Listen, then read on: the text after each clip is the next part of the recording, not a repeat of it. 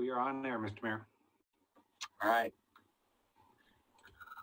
I call the 2322nd meeting of the Milwaukie City Council to order. This meeting is being conducted by video conference. The public has been invited to watch the meeting on the city's YouTube channel, Comcast Channel 30, in city limits, or by logging into Zoom video conference as an attendee. The public may submit comments in writing by email to ocr@milwaukieoregon.gov.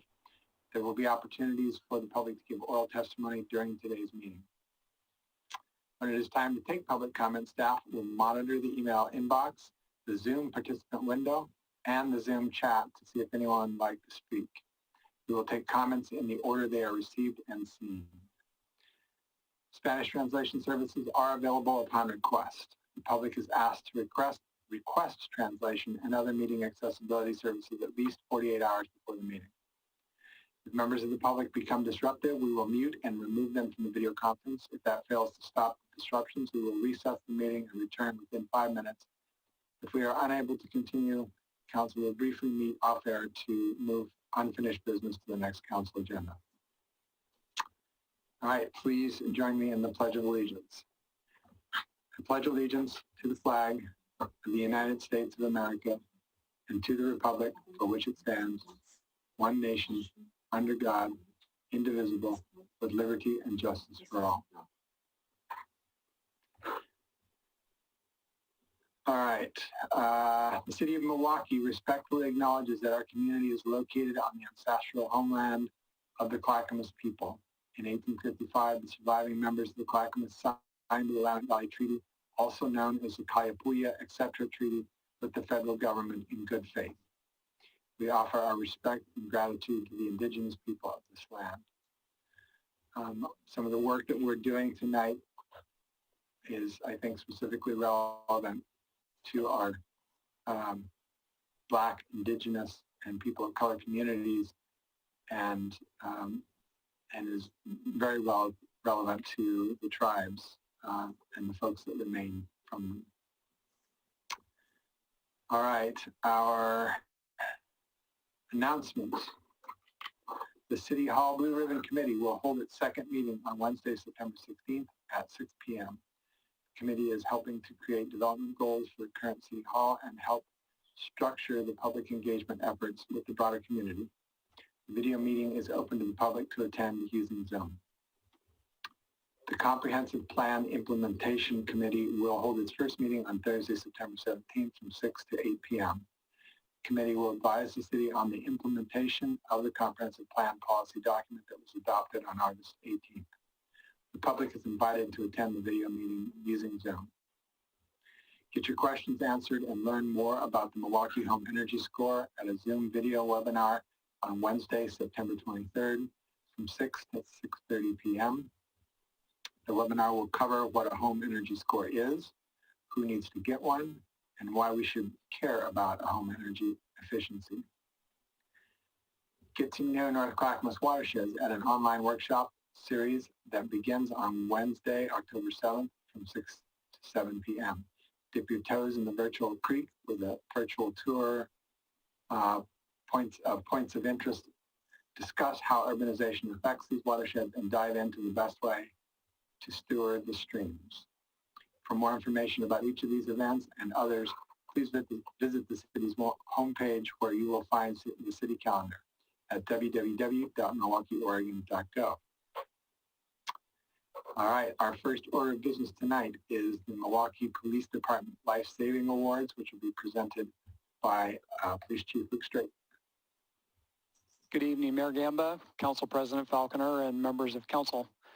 I'm Luke Straight, the Chief of Police for the Milwaukie Police Department, and joining me here this evening are Officer Eduardo Sanchez, Officer Lindsay Nold, Officer Kenny Simak, and then a couple officers who are unable to join us, Officer Scott Hewson and Officer David McVeigh, just due to normal shift work. We're here this evening to talk to you about 3 different incidents that resulted in 5 different awards for members of our department. I'm going to go ahead and just read through the award citations that explains what happened and why we're recognizing them this evening. And I'll kind of go straight from one into the next. And then if anyone had any questions or comments, once I'm done reading the 3 citations, we can do that as well. This first one is for Officer Eduardo Sanchez and Officer David McVeigh. On July 2nd of 2020, at about 2:42 p.m., Officer Eduardo Sanchez responded to a report of a suicidal subject at the Milwaukie boat ramp. The caller indicated their ex-partner was disabled, could not swim, and was threatening to drown himself by jumping into the Willamette River. Upon arriving in the area, Officer Sanchez quickly located the subject of the call in the Willamette River at the bottom of a steep, rocky embankment near the Kellogg treatment plant. After seeing an officer had arrived, the subject of the call began going deeper into the river in an attempt to drown himself prior to police reaching him. Officer Sanchez, assisted by the caller, immediately went into the river from the steep, rocky embankment and began struggling with the subject who was resisting him. Officer David McVeigh then arrived and also went into the river to assist. They stabilized the subject until a Marine Patrol boat arrived to assist in getting the subject safely out of the water to waiting medical personnel. Officers typically wear about 30 pounds of gear, which includes a bulletproof vest, a duty belt with both lethal and non-lethal weapons. In full uniform, officers know it would be almost impossible to swim. The location where the subject and officers went into the water is very steep with large boulders, and it is in no way a swimmable beach. They knew there were large boulders underwater, and the bank would likely drop off very quickly, adding to the potential danger. Even if the subject decided he no longer wanted to drown, he would likely be unable to save himself given his medical condition and his inability to swim. Officer Sanchez and Officer McVeigh took quick, decisive action, placing themselves in dangerous circumstances to save the life of another. They were nominated by Sergeant Tom Broomfield for a life-saving award. I concur with this nomination and present them both with the life-saving award. Milwaukie police officers swear an oath to protect the vulnerable, and Officer Sanchez and Officer McVeigh demonstrated what it means to be a Milwaukie police officer on that day.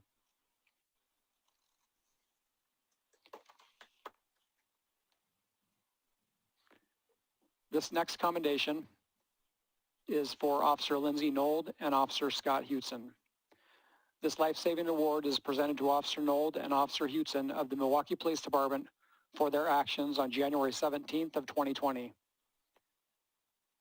On that date, at about 10 a.m., Officer Hutson was dispatched to a CPR call at the Dark Horse Comics located at 10956 Southeast Main Street.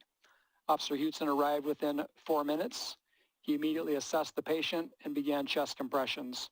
Officer Nold arrived shortly thereafter and attached an automated external defibrillator to the 37-year-old patient. Officer Nold administered the AED treatment twice to the patient before medical arrived and took over further life-saving treatment. The patient was transported to the hospital, and due to the efforts of Officer Hutson and Officer Nold, is expected to make a full recovery. Your quick response and decisive action saved a person's life and are to be commended. Thank you.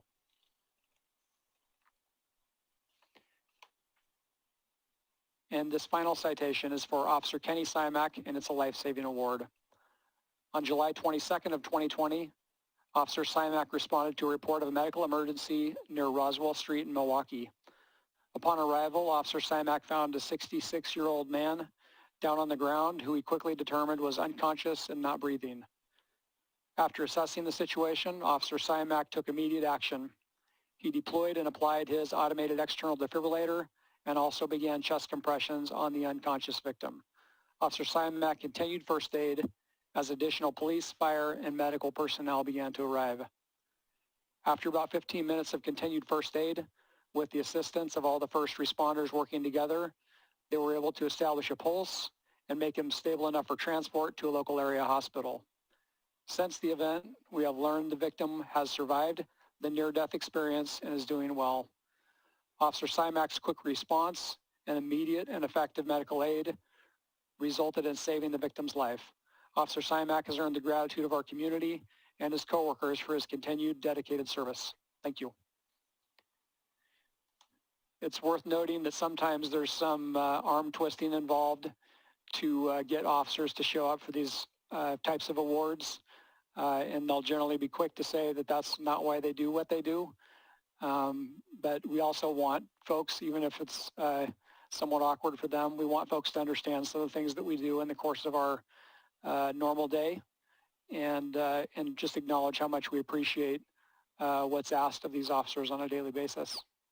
So thank you so much.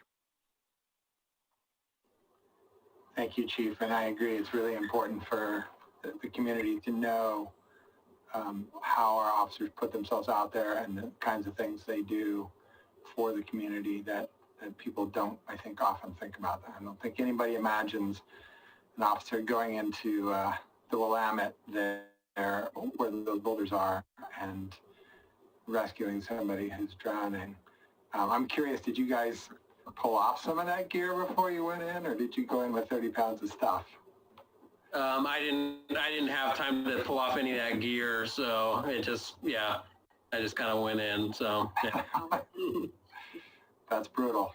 Well done. Thank you. Well, I'm sorry that we're having to do this remotely. This is always a really heartwarming session when we do it live, and you know, we have this, I guess, about once a year. But it's always great to hear, and the public, you know, some of the public often comes to those, and so I do think we're missing that aspect with the COVID, but really appreciate you guys for all you do and putting yourselves out there. Thank you. Yeah, absolutely. And I think this is this the first time you've been to a council meeting, Officer Sanchez? You're definitely one of our newest officers. Yeah, I haven't been to any of them. I've listened in on a couple of them, but haven't been to any of them, yeah. Yeah, well, thanks for joining us. Yeah. It's nice to see you here. Yeah, thank you for having me. It's always good to see our Milwaukie PD not behind us with red lights going, but that's cool. That's cool. But I join other council members in grateful appreciation of everything you do to do a good job for the citizens of Milwaukie. And I think they recognize that too. We can tell that all the time by the various surveys and the various announcements at neighborhood meetings and other kinds of things. So thank you all. I think we are blessed to have you serve us. Thank you. Very much so. Yes. Thank you very much, all of you. Really well done. Thank you. Thank you for joining us too. Thank you. Yeah, thank you for having us. Yeah, good job arm twisting, Chief. All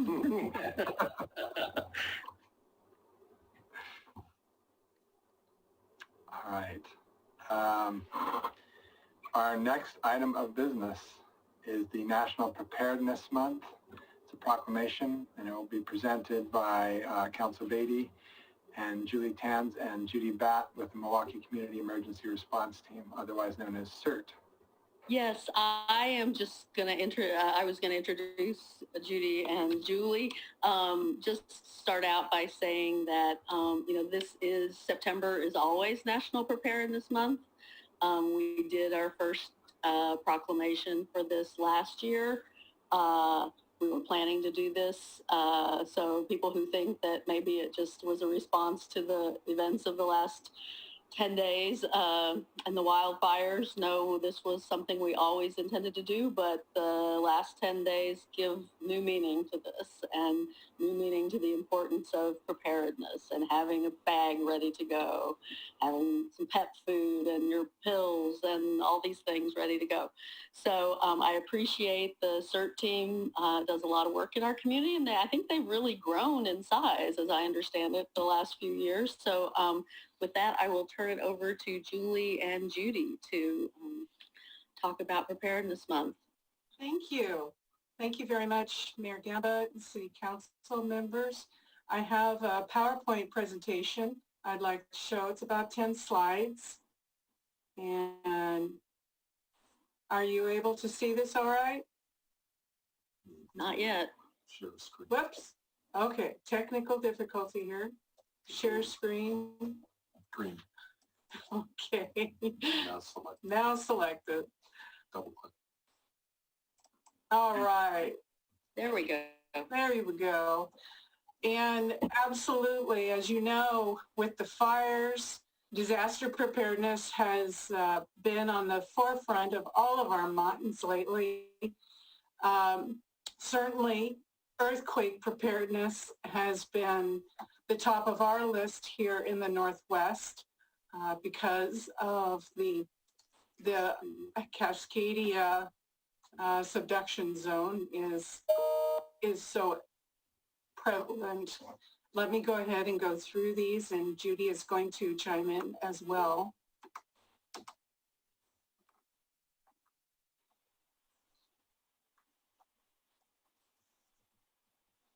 Okay. So the agenda is the key disaster elements. Most of them have a commonality. Emergency services and the importance of preparedness. Making a plan, getting that go bag ready, and having a checklist. I'll have a checklist of common items, but certainly it's very personal to each person. And level 1, 2, and 3, though after this past week with the fires and so much attention on level 1, 2, and 3, this is just a basic refresher. And then to learn more. So with disaster elements, they're relatively unexpected. For example, a hurricane, you know, is coming. A tornado, you may know, is coming. A windstorm. The forecasters can predict ice storms. So as a commonality, they're relatively unexpected.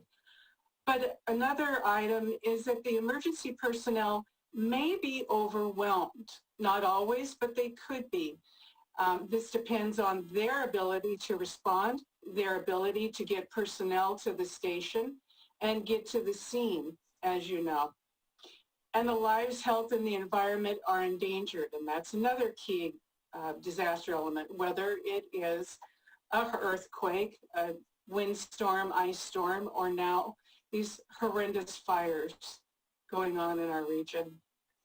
So we like to differentiate. In an emergency, you can call 911 for help. But in a disaster, there may not be a 911 to call. There may not be services. There may not be the CCOM location. The damage can be caused by natural, technological, or man-made. So natural could certainly be these fires, windstorm, a volcano, an ice storm. Technological could be the Fukushima plant exploding, or it could be in our own neighborhood backyard with something happening to precision cast parts. And of course, man-made could be a bomb, 9/11, the jets flying into the towers, or it could be the Boston bomber. But they're all a common element in a disaster. So emergency services personnel are trained and equipped to handle emergencies, but they may not be available. Again, it could be the disaster is too big and the responders are too few. It could be in, like our fires, they can't get to the area, or it could be in an earthquake that they just cannot get to the location that you're at. Particular attention paid to those who work on one side of the river and live on the other. Emergency services may not be able to help you because they can't cross the river. So infrastructure could be down weeks to months. That could mean telephones, that could mean electricity, water, all of the services connected to those. And the highways especially could be, and the bridges could be down. We know that those could take years. It's very possible. Structures could be unoccupiable because of the damage done to them. And you could be on your own for days or longer. And that's why we really like to be explaining the importance of the go bag and the 72-hour preparedness in your home, and to get to know your neighbors. We call it map your neighborhood. Who has what in the garage or basement for tools, who are nurses or engineers or have special skills. And also we like to emphasize 2 weeks ready. If you can expand on that 72 hours kit, get it broader, get it more detailed, and have it 2 weeks ready, because you may be needing to rely on your own resources for that food, water, first aid, and shelter. And if you're stuck at work after a disaster has occurred, your coworkers may be relying on you and you on your coworkers to provide that immediate assistance. Have that first aid kit ready. So making a plan. Where do I go? What happens if I can't stay in my home? What happens if I have to be at work? What happens if my neighbors down the street want to come to me for help? Where do I go for help? And what's in my go bag? Do I have that go bag in my vehicle, one at work, one at home? Do my family members have an individual go bag? And what do you have in my household supplies? You'd be surprised that if you go through your own medicine cabinet, your garage, your own belongings, you can cobble together a really good supply kit. And how do I communicate with my family? We advocate for somebody who lives outside of the region. For example, my contact is up in Alaska. We have a family contact who lives in the Midwest. And then when it gets down to it, what happens if the lines are down, the phone lines are down? How am I able to communicate outside of a phone? Well, that's where we turn to the ham radio operators. They can relay messages. But having that out-of-state contact is key. So in a go bag, don't be overwhelmed looking at this big list, and we certainly don't want you to have every single item in this list, but it's a good starter and it's a good touch point for what you could include in it. Phone numbers, a tarp, first aid kit, water for purification system, shovel, duct tape. All of these can be put into a rolling bag, into a backpack, and particularly that cash, including quarters for payphones. Well, if you can find a payphone, but cash also for buying purchases, because if the electricity is down, that debit card may not work. And don't forget pet supplies and items for medications and allergies for particular members of your family. So level 1, get ready, be ready. Potential evacuation, be aware of what's around you and monitor those emergency services. That radio you see in the image is a crank radio. It doesn't require electricity. Literally, you crank it up, gives you the weather, a radio. You can plug in your cell phone. They're very inexpensive. They're on Amazon and other websites. So make a plan. Now is the time in level 1 to make a plan if you have to go to level 2. Decide what's needed with those special needs members of your family. And where are you going to locate your pets and livestock? So long-term notice, there's that level 2. Be set to evacuate. There is significant danger in your area. And at this point, consider voluntary relocation. I've heard on the news that people kick themselves. We're waiting for that level 3. Well, level 3 may not come. It may be level 2 and immediately you've got to go. So have ready that wallet, purse, keys, pets in cages, banking information, your go bag, photos, heirlooms, and have thumb drives available if you can't do your computer with the backup drive. So level 3, you've got to go now. It's immediate. The danger is right at your door. Don't take time to gather everything, and this may be your final notice. Grab your wallets, keys, purse, medications, get the pets in cages, grab a change of clothes, and get that go bag. You've got to go. if you're lucky enough to grab those items. And that's the importance of level 2, being ready, so that you don't have to worry about where's my keys, where's my purse, where's my medications. So to learn more about preparedness, ready.gov is an incredible website. All of this information and a wealth of information more. You can go to there. Certainly, Judy and I are representing CERT. Judy, can you hear me? I can hear you. Judy, do you want to talk about our CERT training in general, that 24-hour training class, and how we're sponsored by Clackamas Fire District? Yeah, it's a great class. So it is 24 hours of training. It's a lot of class time preparation, going over various skills, and then we do hands-on training as well, like light search and rescue. We learn about what buildings are approachable to go into after an earthquake, which ones that we just don't want to go near. We learn about basic first aid, you know, using a tourniquet to stop the bleed. There's a lot of good simple things that just anybody can learn. Anybody can do it. You don't have to be on a team. You don't have to, you know, think, oh gosh, if I do CERT, I've got to go join a team somewhere. It's great information to learn for yourself, your family, and your neighbors. It's a really good program. I highly encourage people to take the CERT course, even if you don't plan on doing anything with it other than just for your family and yourself. Thank you, Judy. And yes, we are sponsored by Clackamas Fire. They oversee us, they deploy us, and we are accountable then to all of our actions.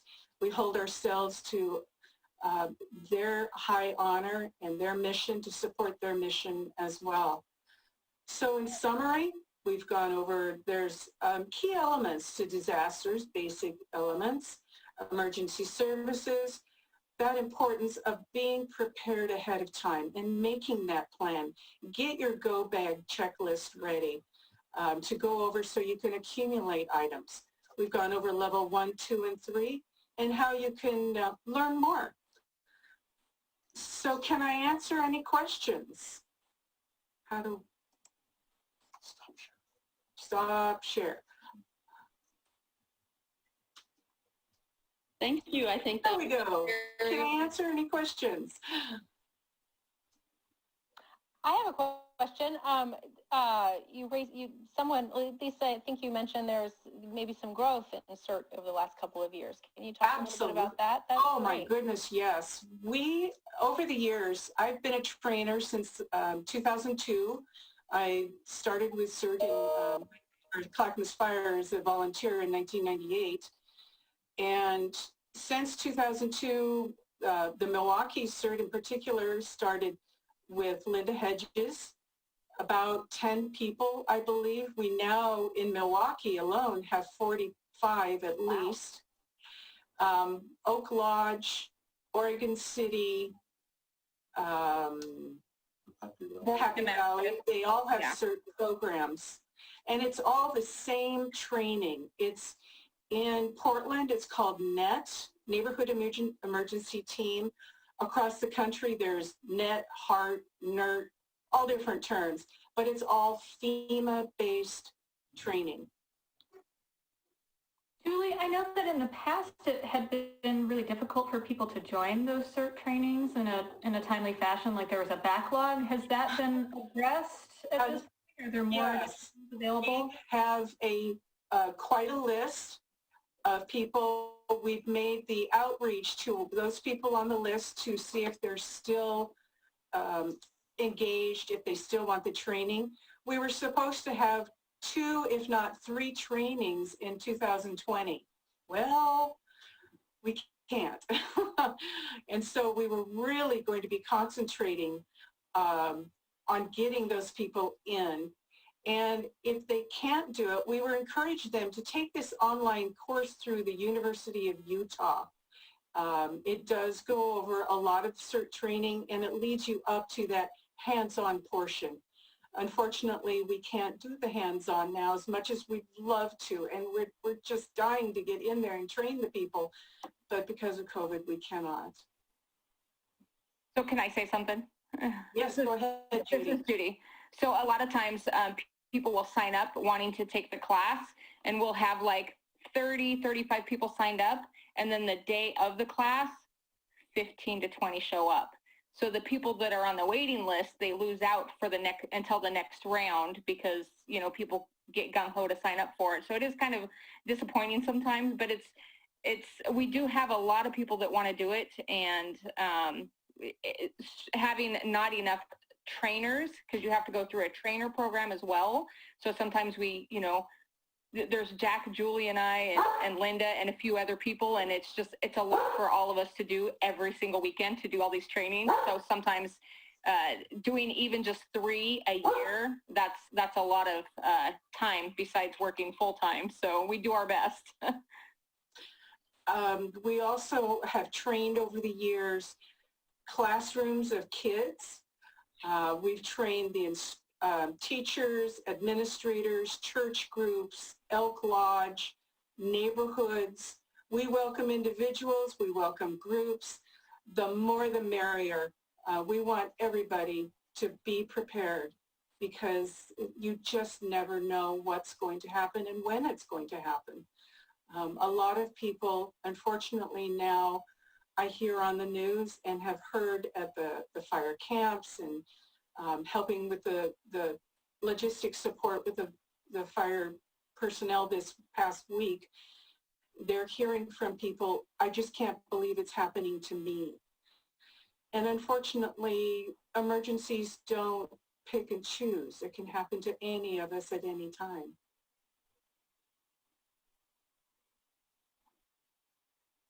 Any other questions I can answer, or Judy? Mayor, before we jump off of this topic, I did just want to take a moment, because we are in the middle of multiple emergencies, to thank our first responders. I received an email today from Chief Charlton from our fire district. His team has been working tirelessly in order to put out the fires in the area. I thanked him for us and expressed the city's deep appreciation for the work. We'll be bringing him in with his team, any of his team that can make it once the fires are out, to thank them personally. But I just wanted to give a shout out to their hard work. I also wanted to call out to our officers who went and helped with evacuations during all this, to all the volunteers who have helped at all of the shelters across Milwaukee and the region. We really, CERT actually showed up at several of those locations.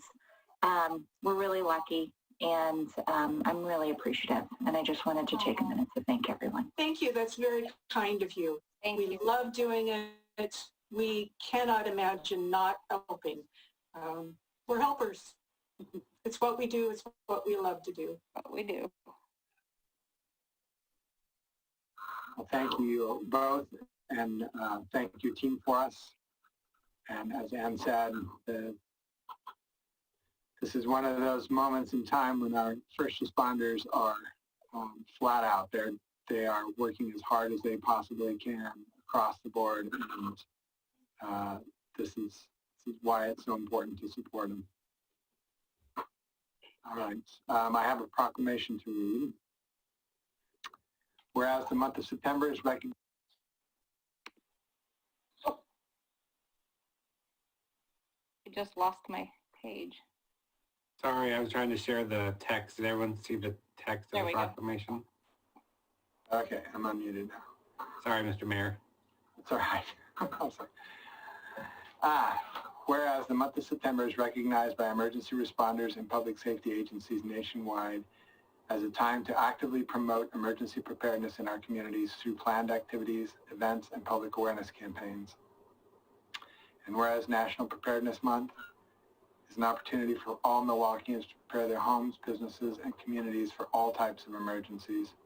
And whereas emergency preparedness is the responsibility of everyone, and all are urged to make preparedness a priority and work together to ensure that individuals, families, and communities are prepared for disasters and emergencies of any type. And whereas investing in personal and community preparedness can reduce injuries, fatalities, and economic devastation in our community and our nation. And whereas during September, Clackamas Fire District Number 1 and the City of Milwaukie urge residents to make themselves better prepared for emergencies, including where to access emergency information, enrolling in platforms to receive emergency alerts, and learning about regional and statewide evacuation procedures.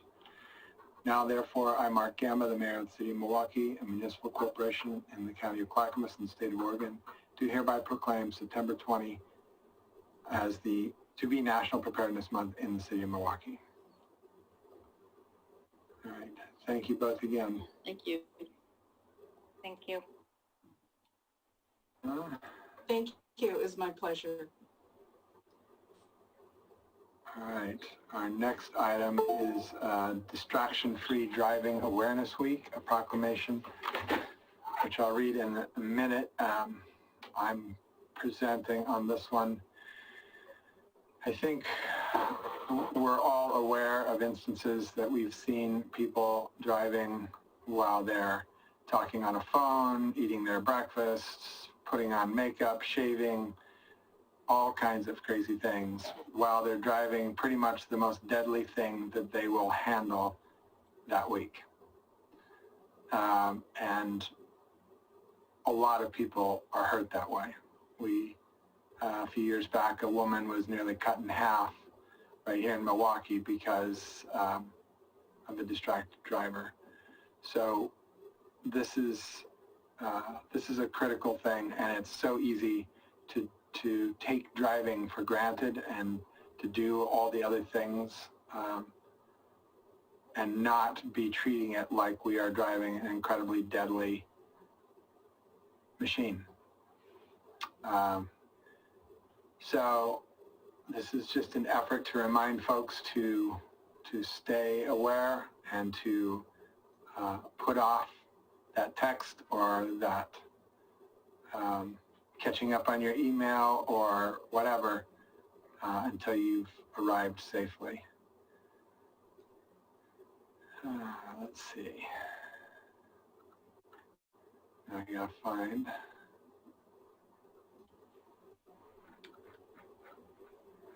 Okay. Oregon cities hold citizen safety as paramount concern. And whereas distracted driving occurs when drivers engage in activities that divert their attention from their primary task of driving, such as texting, talking on a phone, interacting with passengers, listening to loud music, and reading. And whereas smartphone use, because it distracts the driver's visual, manual, and cognitive abilities, is especially dangerous for the driver and others. And whereas 60% of Oregonians use a smartphone and 70% of Americans admit to using their smartphone while driving, and whereas the National Highway Traffic Safety Administration reports that each day more than 9 people are killed and over 1,060 people are injured in crashes that are reported to involve a distracted driver. And whereas the Oregon Department of Transportation reports that a crash involving a distracted driver in Oregon occurs every 2.5 hours. And whereas in 2017, the state of Oregon launched a distracted driving campaign aimed at raising awareness about the dangers of distracted driving, and whereas through adoption of House Bill 2597, the Oregon State Legislature has taken steps to prohibit and discourage the use of handheld devices while driving. Now, therefore, I, Mark Gamba, Mayor of the City of Milwaukie, a municipal corporation in the County of Clackamas and the State of Oregon, do hereby proclaim October 5th to October 12th, 2020 to be Distraction-Free Driving Awareness Week in Milwaukie and encourage all residents to learn more about distracted driving at www.oregon.gov/odot/safety/pages/distracted.aspx. All right. And our last proclamation will be presented by Councilors Beatty and Parks, and this is Bring Play to Milwaukie Bay campaign. Thank you. Councilor Parks and I were both on the, when the Milwaukie Parks Foundation was founded a little over 2.5 years ago, we were both on the initial board. Councilor Parks stepped off late last year, but she's still very involved in our parks as our representative to the District Advisory Board and in other ways. And the Parks Foundation is going to be spearheading a campaign come October. So we wanted to introduce Lisa Gagnon-Rinker, who's the chair of the board of the Milwaukie Parks Foundation, and Emily Gilchrist, who is the executive director of the MPF. Welcome, ladies. Thank you. And they have a short slideshow. So Lisa, did you want to go first? I think I can talk now. So Yeah. there we go. First step. Anyway, good evening, counselors and mayor. I wanted to thank all of you for your hard work and commitment towards our parks. And I know this can be seen through all the different parks, things that we have had in the past few years, from Wichita Park completion, finally, after many, many years, to the Kronberg Path completion for connectivity between downtown and other neighborhoods, and also the Milwaukie Bay Park Master Plan and other neighborhood park plans as well. So that's a huge commitment, and our parks are especially essential, especially during current times. I think a lot of people have gone for long walks, gone to parks, recreating, reflecting, recharging. I think they're one of our most important assets during this past year for many community members, as all parks are for everyone. I would also like to thank you for allowing MPF to speak about our upcoming campaign to bring play to Milwaukie Bay and during the month of October 2020. We had other events planned this year, but because of COVID regulations and safety for everyone, it had to be postponed for future times. Anyway, I'll let Emily kind of lead in. We have a presentation, just some short slides, kind of discussing what our campaign will be about. Yes, I would also like to thank you all for letting us speak tonight. I've been living in Milwaukie for a couple of years now, and I was very impressed with how many parks Milwaukie has and how dedicated the city is to bringing this, some sort of green space to everyone in the city and then even in the region. And so Milwaukie Bay Park will definitely, it already is a regional asset and will become even more so. So let me see if I can share my screen, and we'll just do this very short presentation. Yeah, we only have about 5 slides, so. Let's see.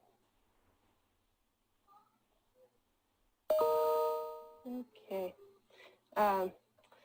So yes, we're focusing on the month of October for this campaign too, and we're calling it Bring Play to Milwaukie Bay as a focal point because that's what, of course, one of the major projects on the, on board coming up, and we want to get people more involved in the parks. And the month of October feels like time, like the last time probably for maybe people to get back out there, like really get engaged, before the rains start. Hopefully the smoke will clear by then, and people can be excited to be outside again for a little while. So I'll just mostly read the slides here, but we're encouraging Milwaukie residents to connect with their parks and green spaces and support creation of a nature play area in Milwaukie Bay Park. And so Milwaukie Parks Foundation, we are committed to trying to engage people with their local parks. A lot of people, I think, don't even realize how many there are. I'm in the Ardwell neighborhood, and within a relatively short distance, I can count 1, 2, 3, at least 3 parks, I think, within less than a mile. Balfour being one, still slated to be developed, but it's still fun for the kids to go run around. So Milwaukie Parks Foundation is, again, just reading it, but committed to promoting awareness and encouraging interaction with Milwaukee's many parks and natural areas.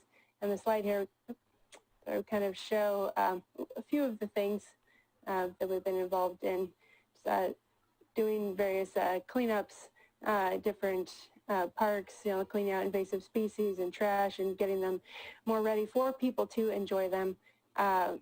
Putting ourselves out there. I think the picture that has Lisa Gunyon-Rinker and Lisa Lashbrook there at our table, that was at the opening of Wichita Park. And so just getting out there and trying to get people more engaged and answering any questions that they have about the parks that we can answer. I think having a place to go outside, being, maybe a playground for kids. Unfortunately, I guess those are still off limits, but hopefully soon we'll have the kids will have another opportunity to get out there and play on the playground. But just spending outside, our time outdoors has been shown to have a positive impact on both our physical and mental health.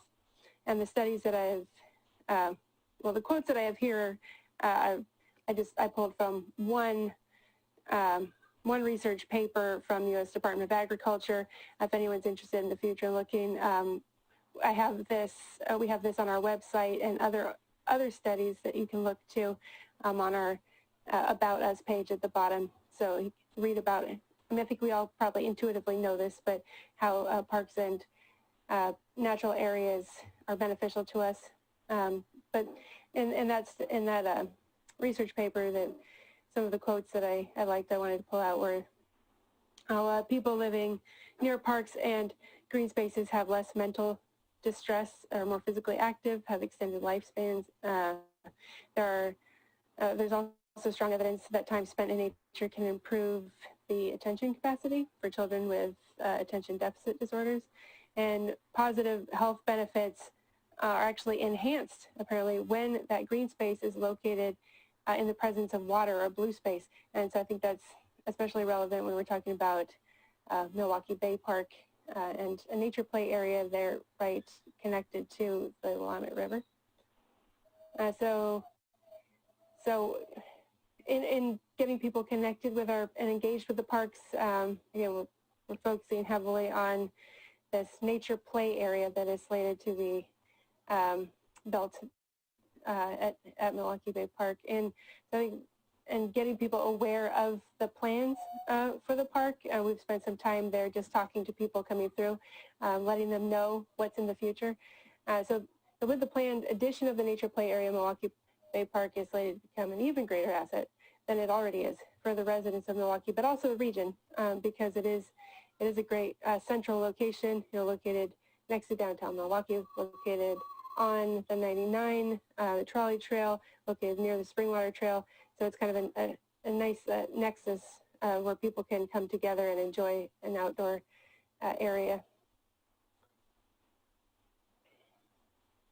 So again, like I was already saying, but in October, we've brought our resources together, and we want to really get out there and engage with the public, engage with people, and get them excited about the parks and excited about what's coming to Milwaukie Bay Park.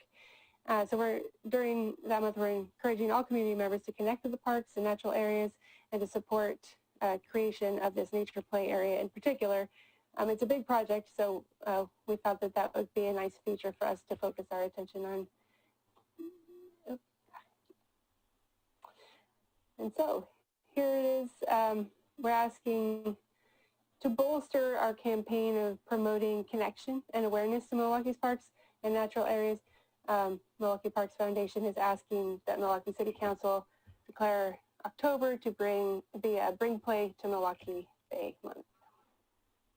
Also, during that month, we're connecting with local businesses. We're going to be supporting local businesses and getting them involved, and also supporting parks, and people can come out and support parks as well as local businesses. We're also going to be doing a work party, but I believe that's already filled with volunteers, because we're only allowed to have so many, and we've partnered with Wetlands Conservancy as well as a local company near Midhorn Springs. But anyway, we're going to be encouraging people that use their parks to come out during the month as well, and like we've seen lots of people doing, and I can't say enough for all the people who do. Bring a trash bag, help clean up your parks a little bit when you go for a walk, recreate, and just make all our parks better for everyone. And if anyone's interested in following along with the other things that we're doing, I'll be updating the website even more. We have some information on there already, but if we have any sort of events for specific dates, like when we'll be out in the park with a table to talk to people, we're going to put that on our website, and the website is at the bottom here. And I think that's everyone. So I guess thank you for your time, and if you have any questions for us, we're here. Anybody have any questions?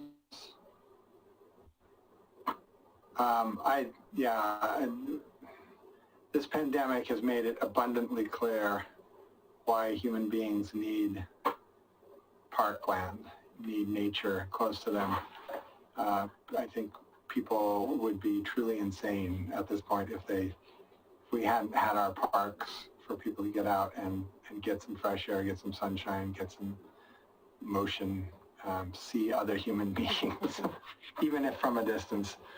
I think, a lot of people think of spending money on parks as frivolous, and I hope that this pandemic has made it abundantly clear to those folks just how important the parks are.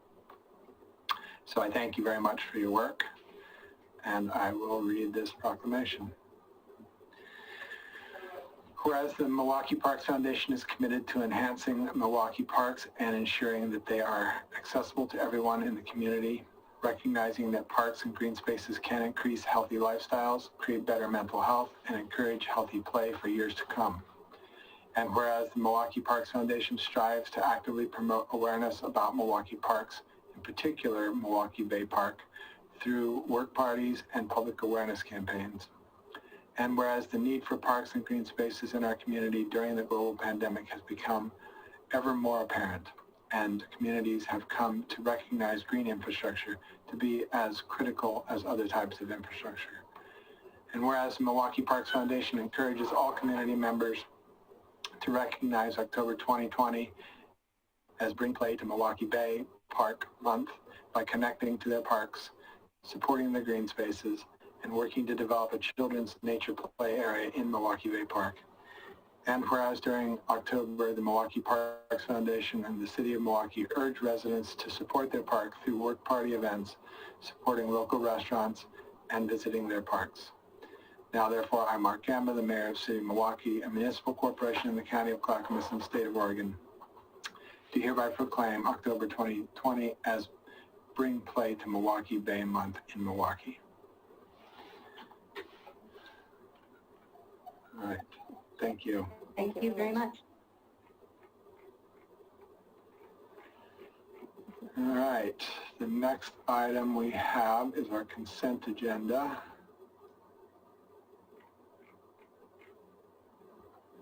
Nope. Hang on. Community comments. Scott, do we have anybody waiting to comment? Mr. Mayor, I do not see any hands raised. If we do have 11 members in the audience, so if anybody in the Zoom attendees are interested in speaking, raise your hand. But double checking the inbox, I don't see any emails, and I am not aware of any other interested people, Mr. Mayor. Should we give them a minute? Sure. I'll go ahead and read this thing just because while we give them that minute. This is the part of the agenda during which council will hear community members' statements regarding city business. Those wishing to speak, please raise your hand or indicate you wish to speak. Before you make your comments, please state your name and city residence for the record. If you would like the city to follow up with you, please submit your contact information to ocr@milwaukieoregon.gov. As council has other business items on the agenda this evening, speakers will be limited to 3 minutes each. Because information provided during the community comments may be new, the city manager will respond at the next council meeting to those comments that require follow-up. Before we begin, is there any follow-up from September 1st community comments, Ms. Arthur? There are not, but I'm going to use my time for 1 minute because I know it's near the beginning of the meeting, and we are in an emergency. and I think we've had some personal experiences with that emergency this week. And I would ask the chief just to give you a very brief update on Elk Rock, since that was something that was near and dear to everyone's hearts this past week when it was set on fire, or when it was on fire, I should say. Luke?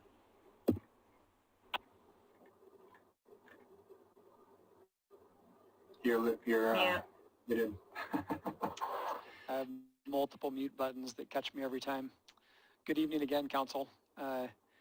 As you all are aware, we did have a fire this past week at Elk Rock Island. It did burn a small portion of the island.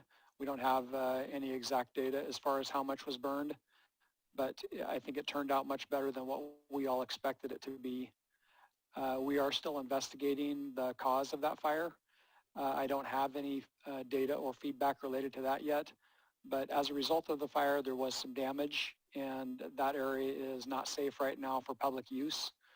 We've worked closely with NCPRD and collectively made the decision to close the trailhead entrance to Elk Rock Island until we can do further assessments or until the right staff can do those assessments and deem that area safe for public use. Some of the tree damage is one of the factors that makes that unsafe right now. So we would really ask the public to work with us and respect that closure and understand that that's just not safe for public use right now. We will work to reopen that as soon as we're able to. Thank you very much. Scott, anything? I did see one hand go up, and we had an inquiry from somebody from E who asked if this was the time to give comments, and this is the time that the public may comment on anything not on the agenda. I did see one hand from Judy Whitkey go up, but then it went down, and I know I'm thinking Ms. Whitkey is interested in speaking perhaps during the abatement protest. So we know that there is at least some interest in speaking later, but at the moment, I still do not see any emails or hands raised for any general comment. So just to be really clear to the question, we will be taking public comment during the equity portion of the meeting tonight. So feel free to wait until that portion of the meeting. Okay, then I believe our next item is the consent agenda. Tonight's consent agenda includes the minutes of the August 11th, 2020 study session, a resolution acting as the local contract review board authorizing contract with OpenGov for budget performance software, a resolution acting as the local contract review board authorizing a contract with OpenEdge for merchant card payment services. Does any member of council wish to remove an item from the consent agenda? No. I do. So I am removing item 3, resolution acting as a local contract review board authorizing a contract with OpenEdge for merchant card payment services. So I would entertain a motion to approve tonight's consent agenda minus item C. I'll move to approve the consent agenda minus item. A second? It's been moved and seconded to approve tonight's consent agenda excluding item C. All those in favor? Aye. Opposed? None heard or seen. The consent agenda is passed unanimously. Item C is a resolution acting as our, in our capacity as the local contract review board authorizing a contract with OpenEdge for merchant card payment services. The disturbing part about that for me was that we were basically given no options due to the fact that now I would have to have my notes pulled in front of me, but that the system by which we essentially run the city is currently only functioning with one Card vendor.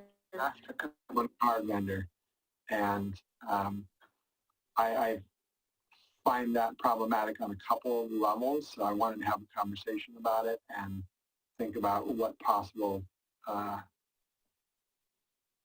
things to do. So Bonnie, well, I mean, in my mind, if a if there are up until now 4 options, and now all of a sudden there's 1 option, it makes me very concerned in the realm of software and technology that in the not too distant future there will be 0 options, because they seem to be failing at keeping their systems functional with other options. So I'd want to hear the reasoning for them, you know, what their reasons were as to why they are only working with Open Edge. Well, and I think beyond that interoperability thing, there's a monopoly power thing. I mean, Right. it feels very coercive to go from 4 options to 1. And it seems like they're giving monopoly power to one vendor. That and to take it even further, you know, the efforts that we've been making in the changing of banking services in order to stop supporting banks that are investing in fossil fuels.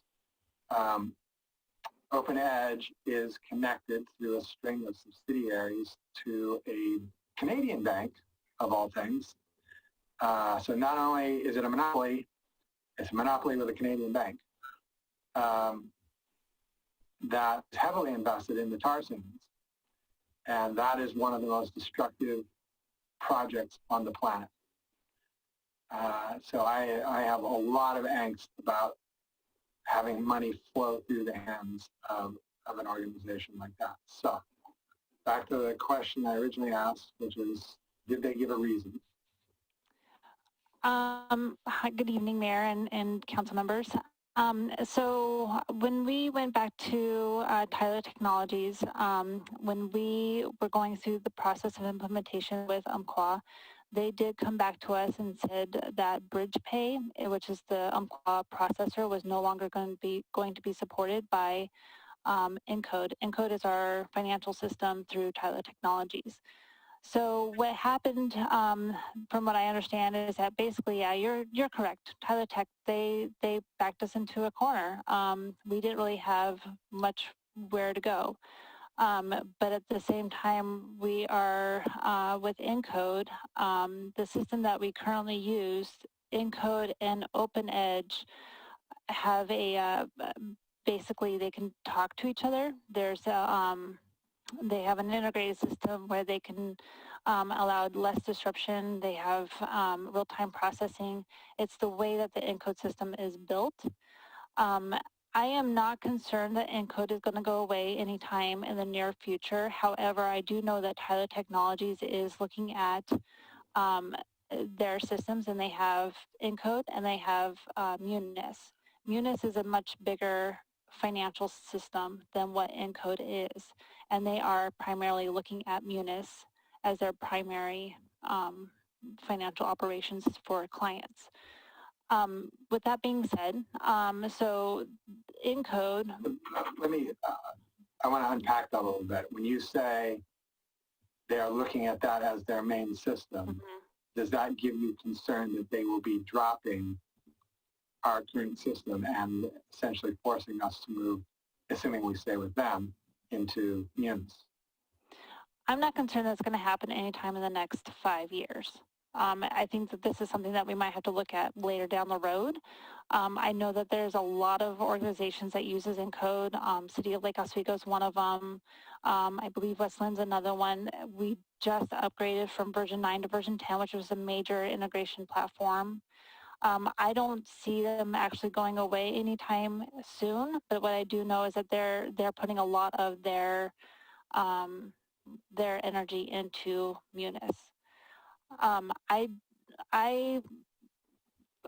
do think that Encode is a great financial package. I'm not, I don't see us going to any other package anytime soon. It's extremely costly to go into any other package. Munis is actually, it's a 6 figures, and the implementation can take over a year. It's a big deal to change financial packages. Encode is not, I'm not concerned that Encode's going to go away anytime soon, but Encode did, like I said, back us into that corner where we were on the process of going with Umpqua, and with BridgePay is the processor that Umpqua uses. But through that implementation, then we were notified at the final hour, basically, that bridge pay was not going to be supported. So we had no choice but to use OpenEdge. OpenEdge has actually been used with the city since 2017. We've had no problems with OpenEdge during this entire time. In fact, actually, Keith worked really well with Kelly also to get our rates reduced. So we're going to save some money for the city. I do recognize though that it's not the ideal situation, but we did go RFP twice, and this is where we landed. So did they give a reason as to why they stopped supporting those other 3 forms? Yeah, actually, I might actually get Kelly and Keith on. They had the conversations with the technical support with Encode. See if they chime in. Good evening, everyone. So, yeah, I mean, more or less the reason that they gave us was that they're just interested in putting all their resources into OpenEdge. OpenEdge and Tyler, as I'm sure you guys know, they're private companies. So they have a partnership together where they promote each other. Mayor Gamba, this is Keith McClung, Assistant Finance Director. If I could also add to that, the credit card processing industry is also experiencing a lot of consolidation. And so I don't want to stand up for Encode or Tyler, but I think they're also kind of in a decision-making pattern too, in terms of, okay, where do we support Encode, which is smaller customers, or Munis, which is bigger, has more power, so to speak.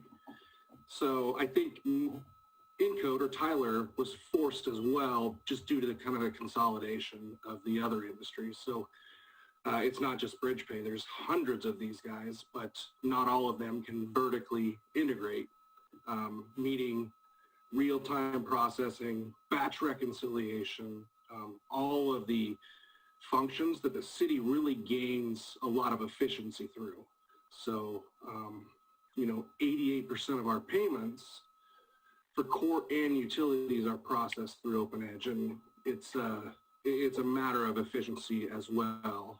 So when you say they can't vertically integrate, all software is programmable. So clearly they could vertically integrate should they choose to. Correct, and they're more than happy to have us pay for that, but it's just not conceivable or scalable to do that. And so they have to pick a lane too, so to speak.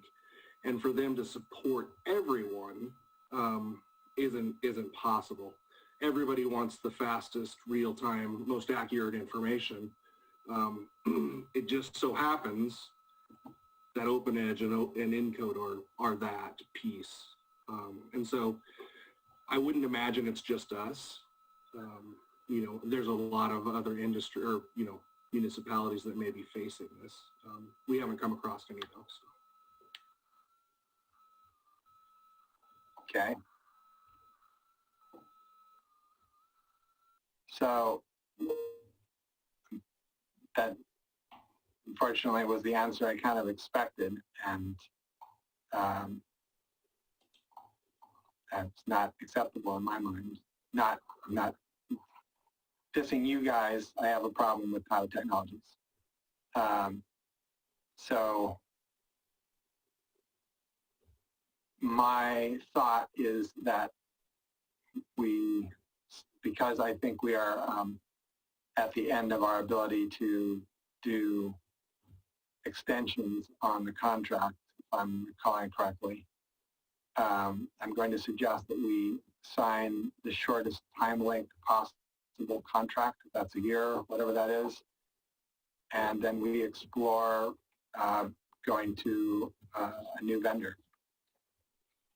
Or have conversations with Tyler Technologies and say, we are going to explore a new vendor unless you X.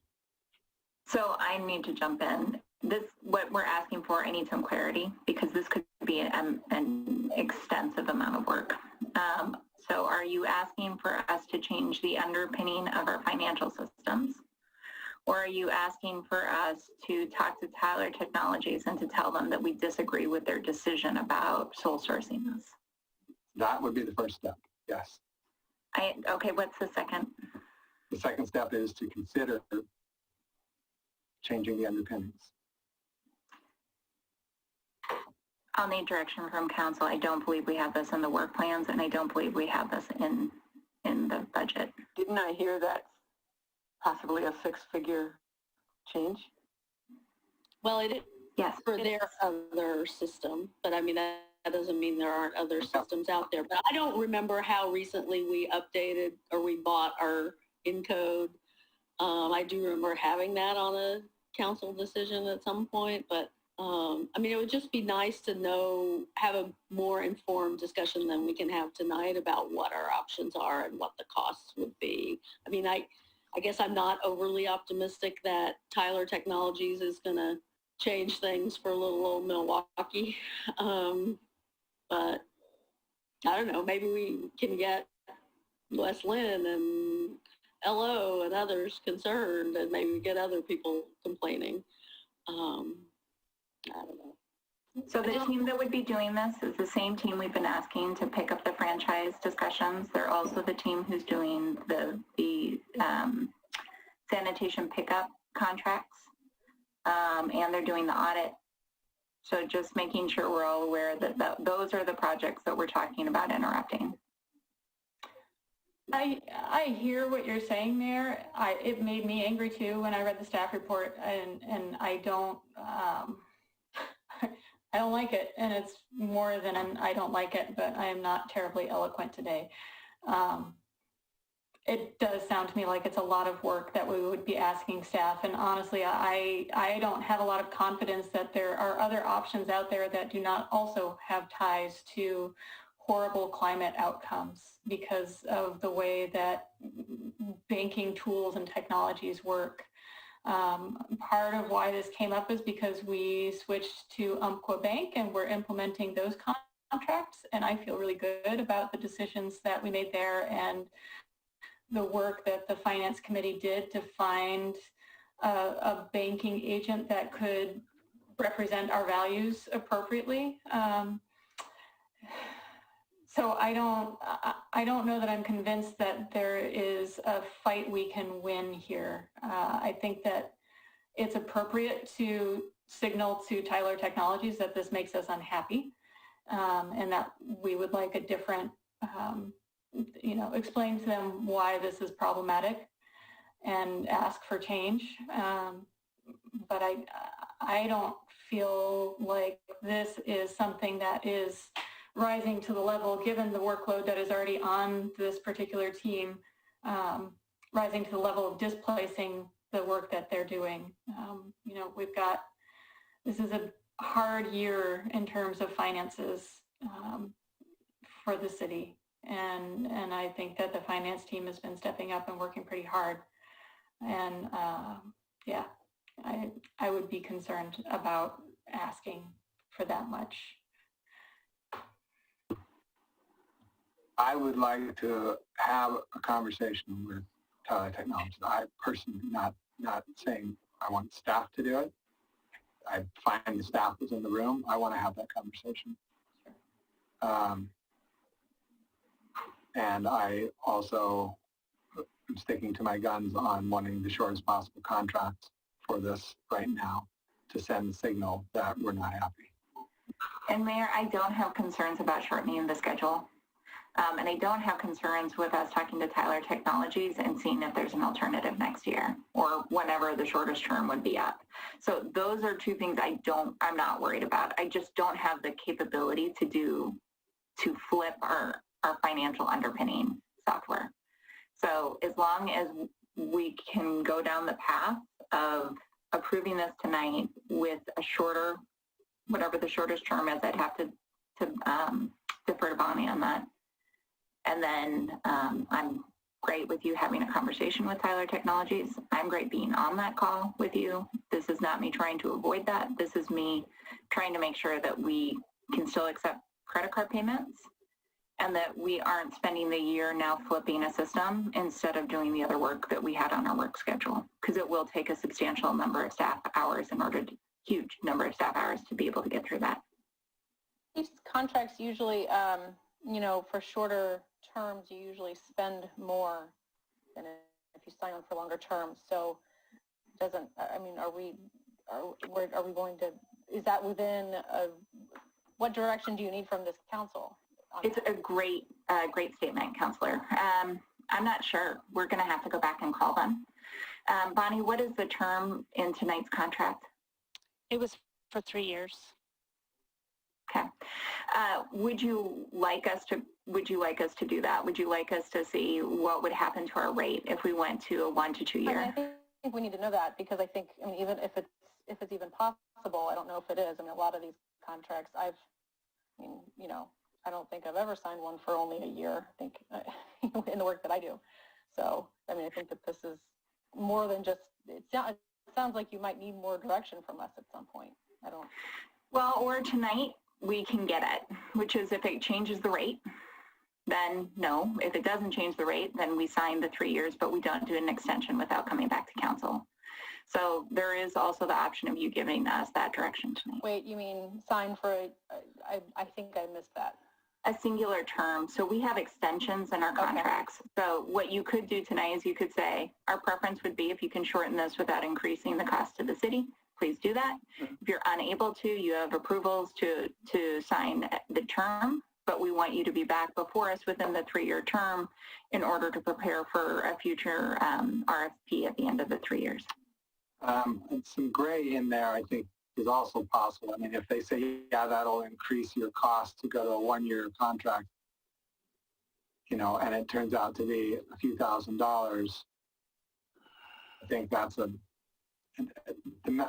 message needs to be sent. And signing a 3 year contract, which is exactly what they expect, is not sending any kind of a message. No, and I think, Mayor, you and I probably need to jump on a call next week. So this is also not me saying that we're signing this tomorrow. This would be that I still think you and I need to jump on the call in advance of this, and I have no problem trying to arrange for that conversation with our liaison. So I think Councillor Faulkner brings up a really good point that I missed in my statements, which is that it'll probably increase our rates. So I don't know that for certain, but I do know that I'm already out of my own protocols for finance for this contract, because we ended up having to sole source something that we went through an RFP bid process for and went through all those hoops and then had to negate.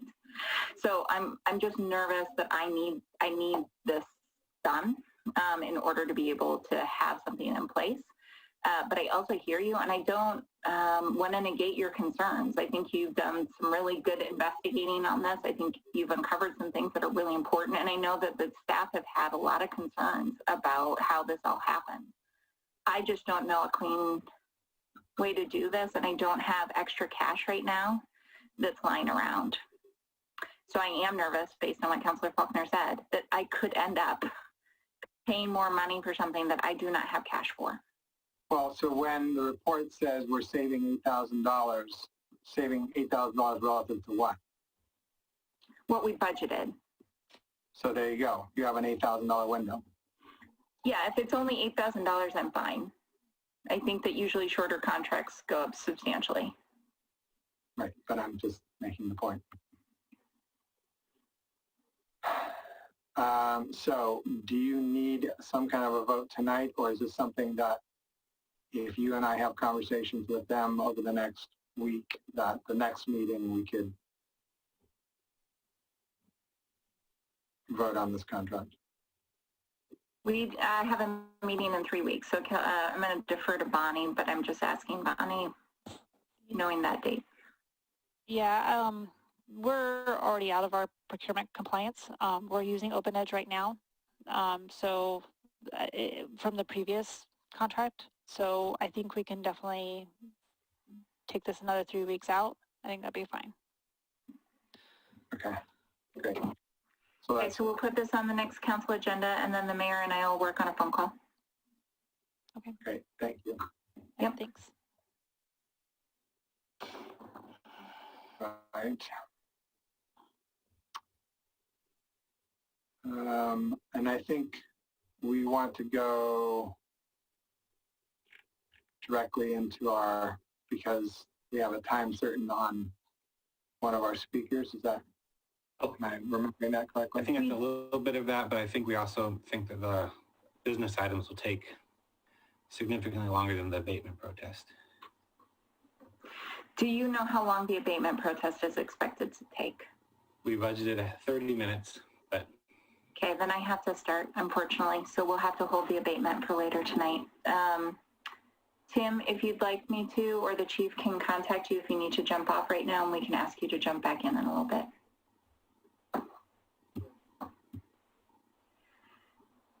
Lisa, we can't hear you. Sorry, Counselor. I think the protester is also online. Can we give them a prediction as to how much time?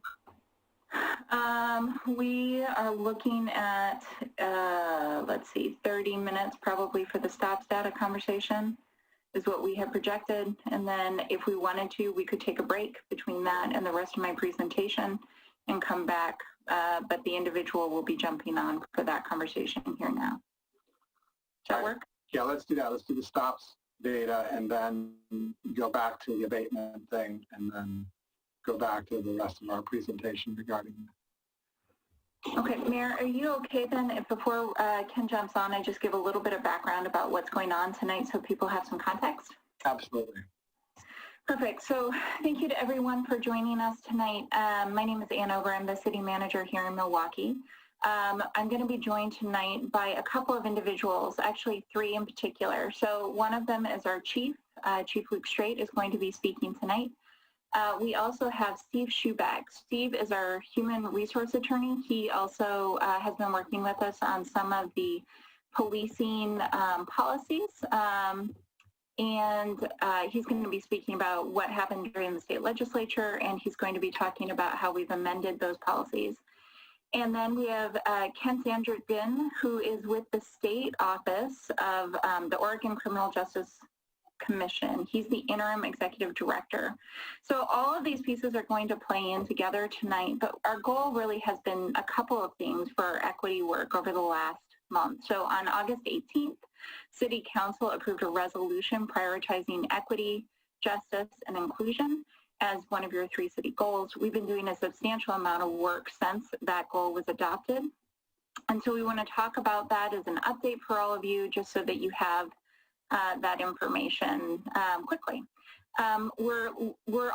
We did some listening sessions, so we've been seeking input from those who are most impacted. We'd like to talk about that as a team in public. And then we need to start looking inward to assess how and where the city can change and how we do business to be more inclusive. So it's this last piece. Normally I would like that to be later in the night, but Ken is doing us, is being very helpful to us and is joining us tonight, and we wanted to be respectful of his time.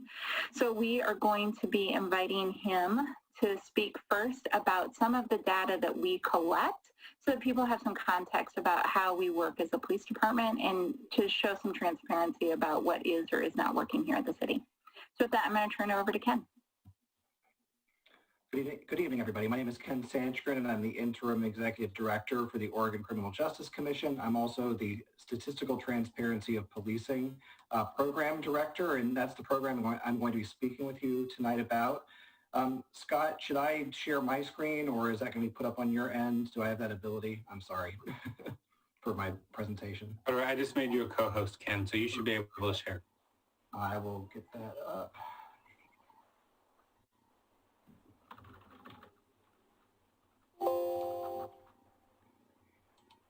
Apologies for the delay.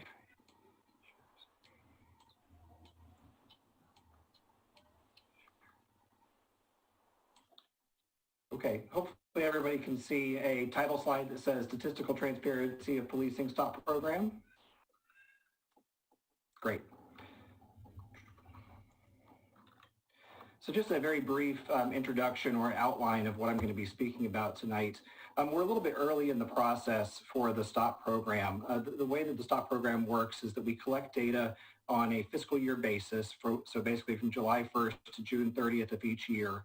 And then we're required by statute to report to the state legislature every year on the 1st of December. And so we're right in the middle of taking our data that we got for this year, auditing it, going through and cleaning and doing our analyses in preparation for that report coming right after Thanksgiving.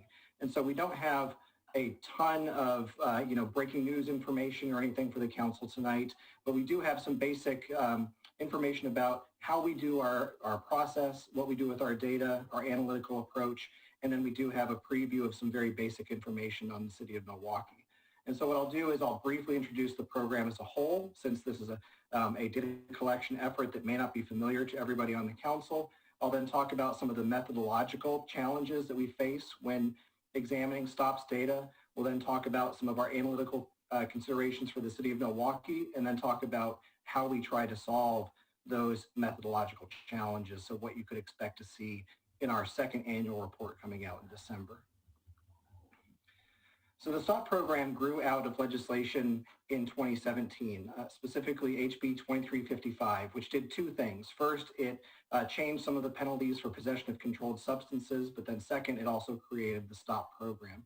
And the aim of the STOP program creation in 2355 was to initiate a statewide data collection regarding information about traffic and pedestrian stops. And when I say information about those stops, that includes both the basic details surrounding each of those stops. So where did it happen? When did it happen? Why was the stop made? The demographics of the individual who was stopped. So their age, their gender, their race, and then also what happened during that stop. Were they cited? Were they arrested? Were they searched? And if they were searched, was something found? All of this data is collected across the state by law enforcement agencies and submitted to the CJC so that we can conduct our analyses on an annual basis. So we just have a very basic map here. We have about 160 participating law enforcement agencies in the state. When I say participating, that leaves out our tribal partners that we have in law enforcement, but every other agency across the state is statutorily required to begin submitting data to us. In the first year, which is the basis of our report that was released last December, we brought in what are known as the Tier 1 agencies. And so statutorily, the initiation of this data collection was broken down into three groups. The first group was our largest group of agencies.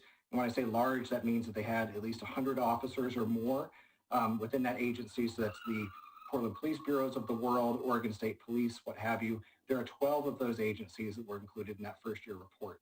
We have about 40 agencies in our Tier 2 report, which will be coming out this December, which includes the city of Milwaukee, most of the rest of the metro area, and really up and down I-5. Tier 3 just began data collection a few months ago and will be in our report next December. Tier 3 is everybody else, ranging from Powers PD that has one individual working for them, he's both officer and chief, all the way up to agencies with 24 officers. And so here's just a very brief slide showing again that timeline. We're approximately 2/3 of the way through the implementation timeline. So as I said in the beginning, we're at that point where we're cleaning our data, we're checking it, we're auditing it, and we're getting ready to run our analyses on all of our Tier 1 and Tier 2 organizations. And I apologize, I may have a little raspy voice tonight. The wildfire smoke in Silverton here has affected me pretty substantially, so excuse me. So when we really get into the meat of what we need to do as researchers to look at STOPS data, we run into a number of methodological challenges that we have to overcome. When we look at how research has been done over the past 30 years or so into traffic stops, most often the type of data that is presented to try to assess whether there is a disparity or not is what is known as a benchmark analysis. And it's very straightforward, easy to understand, easy to conduct. And what it essentially does is it compares the stop rate for a given population of individuals. So we could say Hispanic individuals, Black individuals, whites, and it compares the frequency of those stops to a benchmark of some type, which is most often the residential census population of a city, a county, a state. And what you then look for is whether there is any gap between the stop rate and the census population in an area. So what I have here on this slide is just some example data from the state of Connecticut. The state of Connecticut has been long thought of as the gold standard as far as analyses of these types are concerned. And so what we can see here is just a very straightforward example of these are stops of African-American motorists in 4 townships within the state of Connecticut. So for example, we can see in the city of Berlin, 1,902 African-American individuals were stopped by this police department in a given year, which represented 22.29% of all of their stops. When you compare that to their population percentage, which is about 13% of the city's population, then you were able to obtain a ratio that could demonstrate that at least given this metric, there would be some cause for concern given the stop rates that were encountered. And so this is how analyses have been done in the past, but researchers in academia and elsewhere have found that there are many methodological issues with simply doing a comparison of this type. And so to outline what some of those possible issues are, I'm going to continue to pick on the township of Berlin here for a few minutes. What we can see is that the population percentage for this city of African Americans, as I said, is 12, almost 13%. The stop percentage for those individuals is over 22%. And so we have almost a 10 percentage point difference between the population percent and the stop percent. And so what our job is as researchers is to try to identify or at least account for the possible causes of that gap, because some of them could be attributable to racial profiling. Some of that gap is likely going to be something that we as researchers can never discern. But other possible explanations, and ones that are very important for us to account for, are things like how does exposure to the police differ across different racial and ethnic groups? How do police deployment patterns differ across the city, which may interact with segregation that occurs within a given area? How do driving patterns or driving behaviors differ? And those are what we are trying to account for, because the important thing is that each of those 3 alternative explanations could essentially, from a statistical standpoint, explain away at least a portion, if not all of that gap. And so if a gap remains after we can account for those factors, that's where we know with a great degree of confidence that we have an issue that needs to be addressed within a given area. And so I'll just give 1 or 2 quick examples of how this might apply even to the city of Milwaukie or to other types of jurisdictions, just to kind of fill in the gaps a little bit here on what we mean by differences in exposure, officer deployment patterns, etc. Or actually here, I'll skip ahead just for a second, then I'll go back. So one of my favorite tools that you can find online is this tool called On the Map. And On the Map is provided by the census, and it actually estimates from where a given location's, like where that given location's workers come from and where its residents go to work. And so what I did is I pulled up the city of Milwaukie, and according to census estimates using 2017 data, what the census estimates is that essentially of the individuals employed in the city, 13,121 of those individuals come from somewhere else. And you can see a very basic breakdown on this list here that approximately 25% of those individuals who come from somewhere else come from the city of Portland. Milwaukie, people who actually stay in town, are next, followed by Gresham, Oregon City, Oak Grove, what have you. They also estimate that about 9,596 individuals who live in the city of Milwaukie go somewhere else for work. This is very common in most of the cities that I've run this little analysis for. I often think of the little town where I live, that about 85% of the people who work in town come from somewhere else, and about 80% of the folks who live in town go to work somewhere else. So what that means, and why it's relevant for our discussions tonight, is that when we think about the commuting patterns of individuals during the 9-to-5 workday, particularly on weekdays, we see that the population of folks who are at risk of being pulled over is actually not completely, or in some instances, hardly at all based on who is within the census residential population of that area. In fact, as I said, around 1,300 individuals are coming from other places, which could include cities that have very different demographic makeups compared to the city of Milwaukie. And so we have to make sure that when we pick out a methodology for examining our stops data, that we pick out a methodology that as best as possible can account for the fact that our census population does not always match what our driving population is going to be.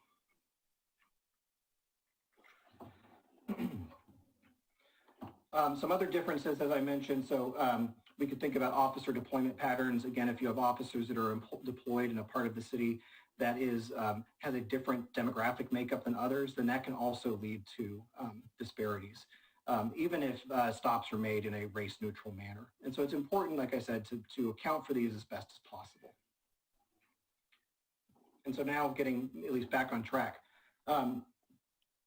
These are all factors that we need to think about when examining data for all of our cities, but certainly for the city of Milwaukee as well. Because, when we look at the very basic data breakdown, so what I've included here is the racial breakdown of stops made within the city during our second year of analysis that we're about to do. So from the beginning of July of 2019 to the end of June of 2020. We see that when we compare our racial breakdown to the residential census population, there are some areas that we would be concerned about if we were doing a benchmark analysis. And that would be particularly when we look at our African-American stop rate compared to our census population. But as I've mentioned before, this is not necessarily the comparison that we want to make, because the analyses that we do not rely on these benchmarks and try to address some of those alternative explanations.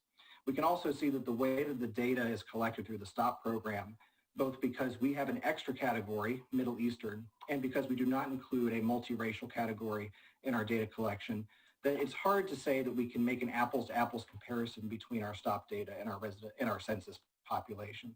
And so that's another reason why we have chosen to move forward with these different types of analyses that don't necessarily rely on this type of approach.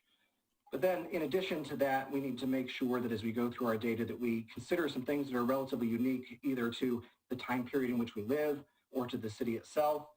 We need to consider within the city of Milwaukee these travel patterns for work. As I said, if 13,000 individuals come in each day, we need to make sure that we are trying to account for the influx of those individuals from other areas. And we also need to account for, across the state, the effects that COVID have had on our traffic patterns, our stop patterns, what have you. And so these are very important considerations that we have to account for. I think with COVID, we've got two patterns going on that are very interesting. First, our stop rates within the state during the back half of March went down to about one stop per day across the state on average per agency. So these discretionary stops fell off very substantially in most areas. But then also we know that through, I'm lucky enough to be able to work from home, but I know that a lot of our frontline workers who are not lucky enough to be working from home during this COVID crisis, it is disproportionately borne by individuals who are persons of color. And so if those individuals are out on the roads, they are actually at that higher probability of being pulled over, because white guys like me, I get to stay home all day and I don't drive anywhere, whereas they have to be commuting to work and therefore maybe at higher risk of being pulled over. So we have to, as best as possible, try to account for all of those factors. So how do we do this? We employ three different types of analyses in our STOPS data program. And one of them looks at the decision to stop an individual, and then two of them look at what happens once somebody is stopped. So to look at or analyze the decision to stop an individual, we employ an analytical technique called the veil of darkness, which for stats nerds like me is the coolest name you could have for an analysis. I mean, it just sounds cool, even though what we do is just punch buttons on a computer all day. And so what the veil of darkness tries to do is it tries to take advantage of natural variations in light throughout the year to actually set up what would be thought of as a natural experiment to look at the differences between stops that occur in the daylight, when it's easy to see an individual's face or it's easy to discern their race, versus at night, when it's much more difficult to see what that individual looks like. And so what we do is we go on the assumption that if stops are made in a race-neutral manner, then our stop rates within a given racial category should be the same or very nearly the same during the daylight and at night. And so one way we could do that is we could just compare all stops made during the day to all stops made at night. But we know that the driving population likely differs at noon compared to midnight. And so we can't make that direct of a comparison. And so what we try to do is we try to restrict our analysis to a certain time of day. And that's what I have on here with this scatter plot that I'll now try to introduce what's going on in this complicated visual. So on the bottom, we have the time of year. We all know that as we go through the year, sometimes the sun sets or rises earlier or later during the day, and then that changes as we go through the year. We know that in December, when we're all very depressed, or I guess we're happy in December because it's Christmas or holiday season, but in December, the sun sets around 4:30, as opposed to in the summertime when we can have light until almost 10 o'clock, depending on the part of the state that we're in. And so we know that that sunlight varies throughout the year. So we have the time of year on the bottom. We have the time of day on the vertical axis here on the side. And so each dot on this visual represents one traffic stop.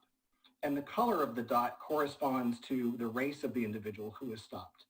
And you can see how we have this kind of very faint curved white line that goes both on the bottom and the top. That is where the sunset changes throughout the year. And so what it allows us to do, if we look at these two windows of time, is we're able to examine, for example, a stop made at 7 o'clock at night when it's dark at one time of the year to a stop made at 7 o'clock at night when it's light during the summer.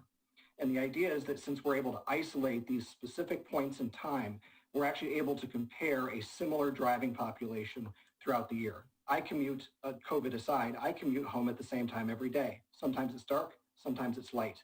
And so we're able to look at that driving population to see if there are differences throughout the year.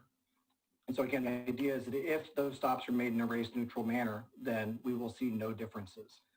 And indeed, at least at a state level, which is all I can report today, during our first year, we did not observe a statistically significant difference between stops made during the day versus stops made at night.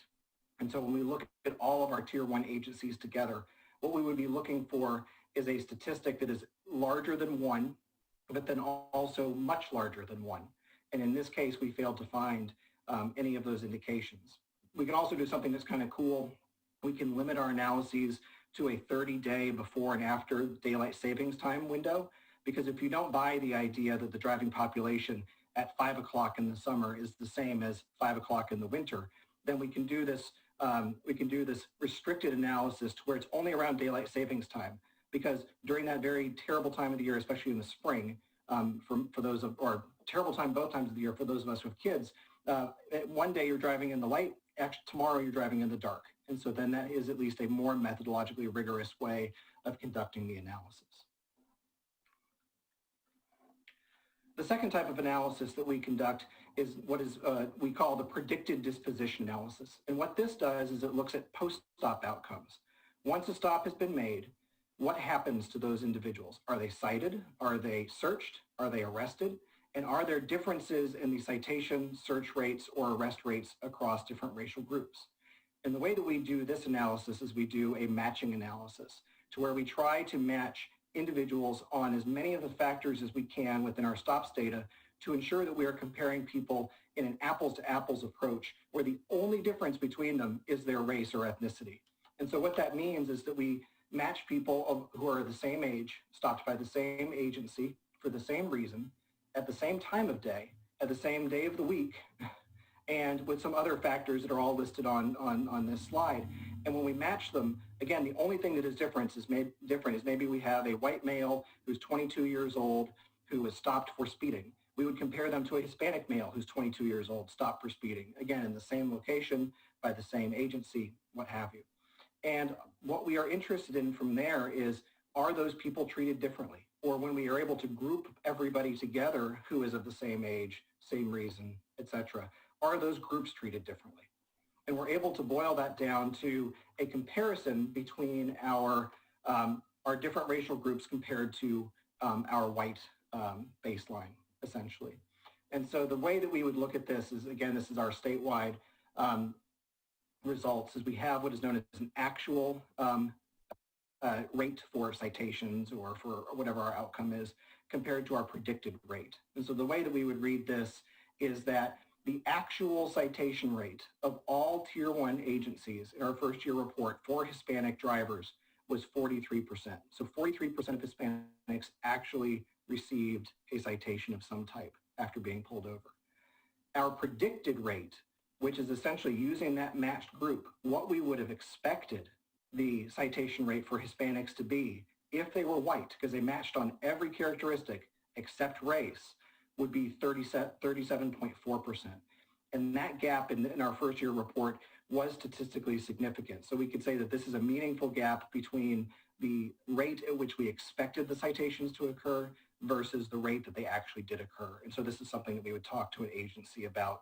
This is for the state level, so it's harder for us to talk to the state as a whole, but we would then break it down and try to go through agency to agency. One more. I know it's late for a stats class tonight. Our final analysis that we conduct is what is known as the hit rate test. And luckily, it's the most straightforward of the tests that we conduct. The assumption that we would make when an officer is making a decision to search a driver is that they're going to make that decision based on some sort of observable factors, right? They're going to have some sort of training or information that they rely on to make their decision as to whether I'm going to search this individual or not. And whatever those factors may be, as long as they are applied in a race-neutral manner, then we would expect their success rate. So when they find contraband on an individual, we would expect that success rate to be just about equal or almost equal. So if I'm looking for furtive movements, a lack of eye contact, or whatever other factors, as long as I apply those furtive movements, lack of eye contact equally between a white driver and a black driver, then if those are good predictors of how successful I'm going to be, we should be equal across those two groups. And so what we simply do for this final test is we look at how often contraband is found on white drivers versus black or African American drivers, or white drivers compared to Hispanic drivers.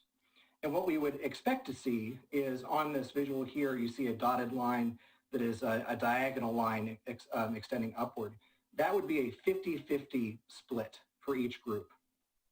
So if we're searching our groups equally, they should fall right along that dotted line.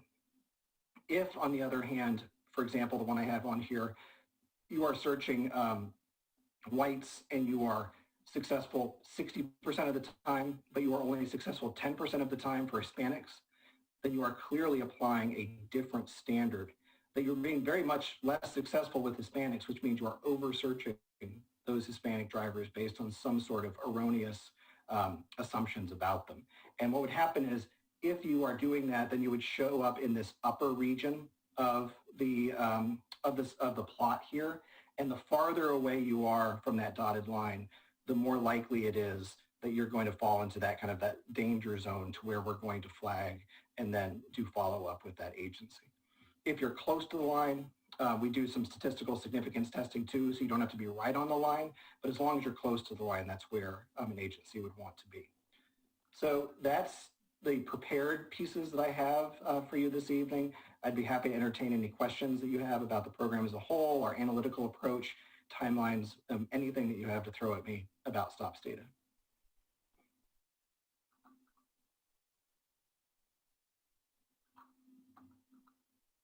A lot to absorb. Does anybody have questions? I had a question, Ken, just on that last slide, the scatter plot. Is each one of those dots a different agency? Yes, if you're interested, you can go to the Stanford Open Policing Project. They have actually acquired data from across the country. And so that was data that included Colorado, Washington, many others. But yes, the nice thing on their website is you can actually hover over each of those dots and it will tell you, it won't say the agency name, but it'll say like, this is Washington Agency 5 and 6. And so you can actually go through, and then they also have a breakdown where you can look at Hispanics versus Black. That's a similar functionality to where we have all of these analyses. We have similar visuals online on our website that you can look at. And when we're finished with Tier 2, so for the City of Milwaukie, the City of Milwaukie will have its own, both its own page, which I know that the Chief has shown to many of you already. They'll have its own descriptives page, but then for each of these analyses, it'll have its all of those results, which will be just accessible to anybody who'd like to see. Great, thank you. Can you remind us the timeline, Tier 2? Yeah, so Tier 2, the report is due December 1st, and so that will be sent to the legislature, and then the dashboards will be available that day. We don't like to preempt the legislature and to let out too much information before they've seen it. We oftentimes do speak to our agencies beforehand just to do some audit checks, and so they'll see kind of where we're going, but the full release will be December 1st. Thank you. And I wanted to say a couple of things, if that's okay, if others don't have questions right now. Is everybody good? I'll go for it, Mayor.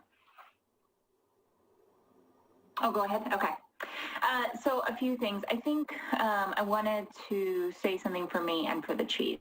Our goal in asking Ken to be here tonight is just to be transparent. We actually don't know how this data is going to come out, but we think that transparency is really important. And if we're going to build trust with our BIPOC community, the number one thing we have to do is be honest about what's working or not working. So we're putting this information online so that people can see it and so that people can ask questions about it and people can have discussions with us about it. We have a couple of things that are happening. We have a new website that's going to be milwaukieoregon.gov/equity. It does exist today. We made sure it went live before this meeting. We'll be cutting Ken's presentation down so you can just watch this part of it. If you'd like to show it to friends or family, feel free. Ken, you did a great job, so I really appreciate you doing that. The second piece is that these slides will be available. We'll make them available at the same location. And then once we'll come back to council when this goes public. We'll have this discussion with you all. I won't make Ken come back unless there's something that I need him to help explain, but I know he's very busy. So we will be making sure that all of this is very, very transparent. I also wanted to make sure it's really clear that the number one step for Milwaukee has been hearing from our BIPOC community members. That's why we did the listening sessions. I'm going to be talking about that a little later tonight. So we believe, whatever the data is, that there's also these qualitative experiences, and that those things are true and things we have to address and hard. So this isn't us trying to say one or the other of these are true. We don't think that that's actually the case. We think that all of these pieces build into us moving forward as an organization and as a community. And so we're just trying to make sure everyone has the same information we have been provided ourselves and that we're providing to the City Council so that everybody can start investigating their own data and can start thinking about this from their own perspective. So please know this isn't us trying to move people one direction or another.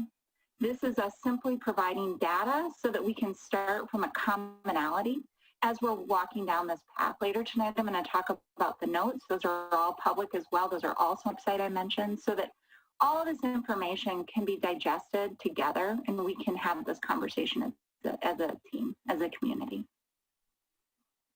I really appreciate you saying that, Ann. I think, you know, some of what I was thinking as I was reading through the report to prepare for today is, is that, I hope that no one's using this data or will, no matter what it says, to, invalidate some of the concerns that we've heard, the real experiences, the real hurtful experiences that some of the members of our community have experienced. So I really appreciate that you approaching it and hearing, from you that our staff approaches it that way.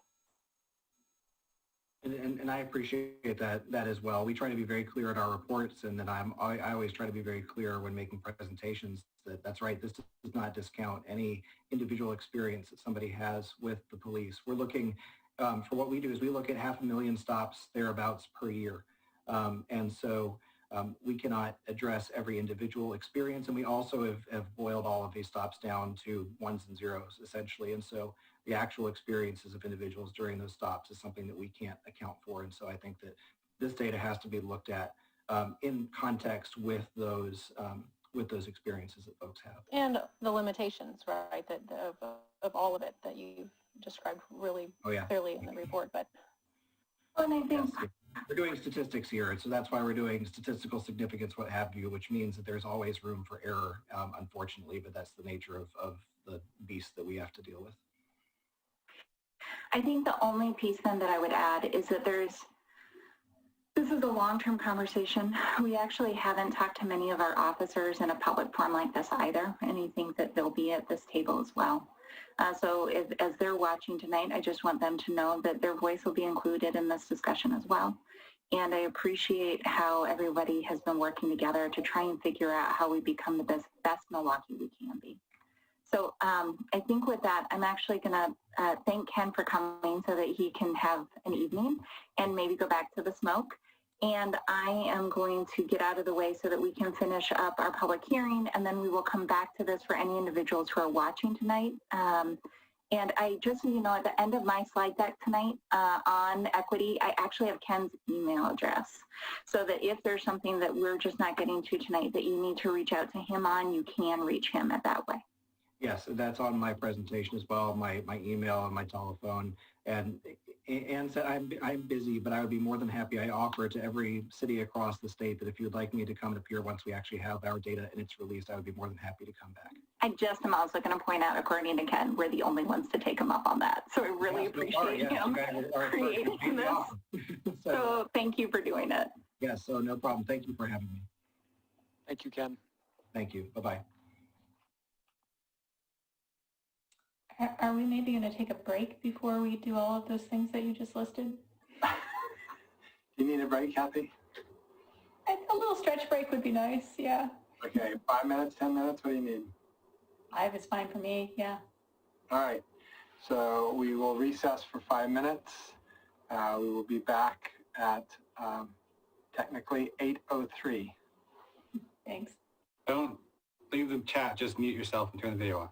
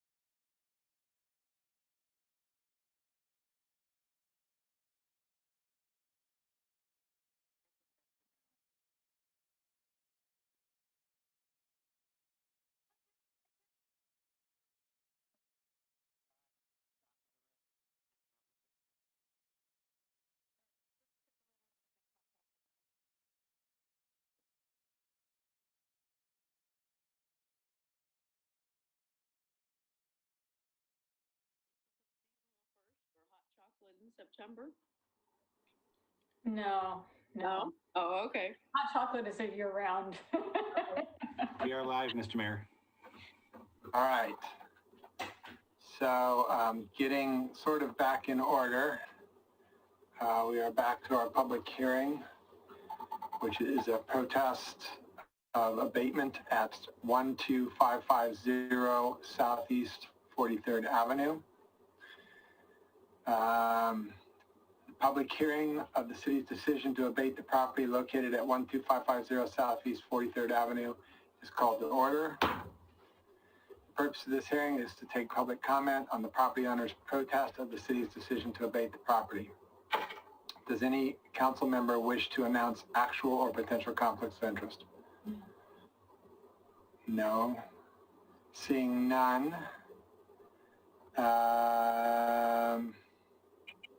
We will have the staff report by our code compliance coordinator, Tim Sawyers. Thank you, Mr. Mayor and Council. My name is Tim Salyers. I am the Code Compliance Coordinator for the City of Milwaukee. Beginning in December, it will be my 16th year as the Code Enforcement Officer for the City of Milwaukee. In the past, I presented to Council the 3 levels of enforcement that the Code Enforcement Department operates at. First level is compliance, where steps are taken like warnings, notices, deadlines, and extensions. The second level is the court process, where a citation is issued and the owner goes through the judicial process.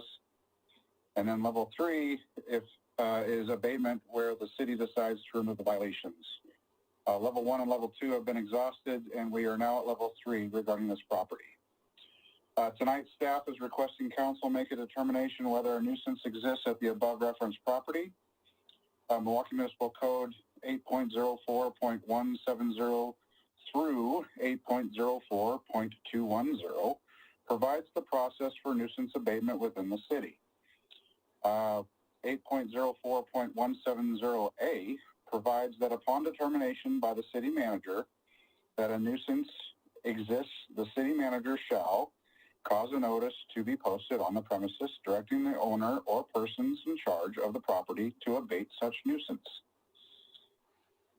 This section requires the owner or person in charge of the property to comply with the notice of abatement within 10 days or to file an appeal to council. The property was posted, and on August 31st, the owner of the property filed an appeal. If council determines that a nuisance does exist, Milwaukee Municipal Code 8.04.180, D as in David, requires that the property be brought into compliance within 10 days after the hearing. The new date for compliance after the appeal hearing would be Friday, September 25th, 2020. So for background, on June 10th, 2018, 12550 Southeast 43rd Avenue, which is in the city of Milwaukee, was severely damaged by a fire. After the fire, the home was considered a dangerous building. In the Milwaukee Municipal Code section 15.04.180B as in boy, there are multiple definitions that define what a dangerous building is. Under that section of code, specific definitions under numbers 4, 9, 12, or 15 describe the existing conditions of the building. Number 4 states, whenever any portion of the building, structure, or property has been damaged by fire, earthquake, wind, flood, or by any other cause, whether natural or human, to the extent that the structural strength or stability is materially less than what it was before the catastrophe, and is less than the minimum requirements of the currently adopted Oregon specialty codes for new buildings of similar structure, purpose, or location. Number 9 states, whenever for any reason any portion of the building, structure, or property is manifestly unsafe for the purpose for which it is being used. Number 12 states, whenever a building, structure, or property has been so damaged by fire, wind, earthquake, or flood, or has become so dilapidated or deteriorated as to become A, an attractive nuisance to children, B, a harbor for vagrants or criminals, or as to C, enable persons to resort thereto for the purpose of committing unlawful acts. And number 15, whenever a building, structure, or property used or intended to be used for dwelling purposes because of inadequate maintenance, dilapidation, decay, damage, faulty construction or arrangement, inadequate light, air, or sanitation facilities or otherwise is determined by the building official to be unsanitary, unfit for human habitation, or in a condition that is likely to cause sickness or disease. So that those conditions exist at that property. And then I was going to take you through some of the process that we've gone through to try to bring the property into compliance. Between June 2018 and September 2019, there were numerous communications with Thomas Equity's owner, Mr. Milwaukie, regarding the property and its conditions. Two citations were issued related to debris and junk that remained from the house fire during that time frame. On June 25th, 2019, staff received an email from the Milwaukie Police Department that had regarding suspicious activity. Police officers reported that bullet casings had been found on the property during that visit. On September 20th, 2019, staff posted a notice at the property that the building had been declared a dangerous building under MMC 15.04.180C, period 4, due to the presence of unsafe conditions. While staff was at the property to post the dangerous building notice, the owner was present and expressed support for the notice as a way to prevent people from going into the structure. On January 21st, 2020, as required by Milwaukie Municipal Code 15.04.180E, staff sent a letter to the owner and Bank of America, who happened to be the mortgage holder, providing notice that repair or demolition of the structure was required within 60 days, which was March 21st. The notice was sent via certified mail as code requires. The owner received and signed for the certified letter on January 23rd. Bank of America signed for it on January 24th. On March 19th, 2020, the house was deemed an abandoned structure under Milwaukie Municipal Code 15.04.180G, as in George. This specific code section was added to the Milwaukie Municipal Code by Ordinance 2180, approved by the current council on September 17th, 2019. Milwaukie Municipal Code 15.04.180G says, if a dangerous building remains for 180 days from the date of declaration, it will be deemed an abandoned structure. An abandoned structure will be deemed a nuisance and is subject to enforcement and abatement according to Chapter 8.04 of this code. On April 6th, a citation was issued to the owner. The citation was issued due to the presence of a dangerous building on the property. The citation was sent certified mail, and it was signed by Mr. Milwaukie's son, Jason Wicke, on April 8th. The owner appeared in municipal court on June 10th to address the citation. Municipal Court Judge Kimberly Graves ordered that the nuisance be abated or that the owner coordinate with the city on otherwise resolving the citation and required the owner to return to court on June 24th. On June 16th, staff was contacted by an engineer, Mariola Sullivan, on behalf of the owner about the required abatement. Ms. Sullivan consulted with the building department staff to identify what was required of the abatement to abate the nuisance. On June 24th, the nuisance had not been abated, nor the citation otherwise resolved, so the judge ordered the owner to return to court on July 8th. At the July 8th hearing, the matter was set for trial. On July 9th, Ms. Sullivan informed staff that the owner had not retained her services any further. On August 12th, the owner failed to appear at a trial, and the judge ordered the fine of $19,000 be paid. On August 21st, staff posted a notice to abate at the property and sent a copy to the owner via certified mail. The certified letter was received and signed by Jason Wicke on August 27th. On August 31st, the owner filed this appeal. And here we are, September 15th, as required by code. The city's abatement budget per year is $15,000. This project appears to, for compliance, would probably exceed that dollar amount. If no nuisance is declared and if the property remains in violation, Costs will be hard to estimate due to continued city employee time spent on pursuing the ongoing violations and complaints related to this property. Workload impact. If council declares the property a nuisance, staff will re-inspect the property on September 28th. If violations are still present, staff will hire a contractor and obtain a warrant for the abatement. Once a contractor is hired, staff will supervise the contractor on site. After the nuisance has been abated, staff will report to council if the abatement have not been paid. If the council, report to council if the abatement costs have not been paid by the owner, and seek council approval for a lien to be placed against the property. If no nuisance is declared and if violations continue, the workload will be hard to estimate due to continued employee time. Additional citations could be issued at a maximum of $1,000 per day, which could result in a higher expense for the owner of the property. The city manager, police chief, police captain, and building official all concur with this report. Staff recommends that council declare the property a nuisance. An alternative for you is council could determine that the property is not a nuisance.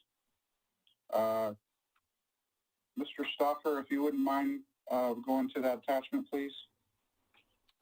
Yes, Mr. Salyers, I shall forthwith. Can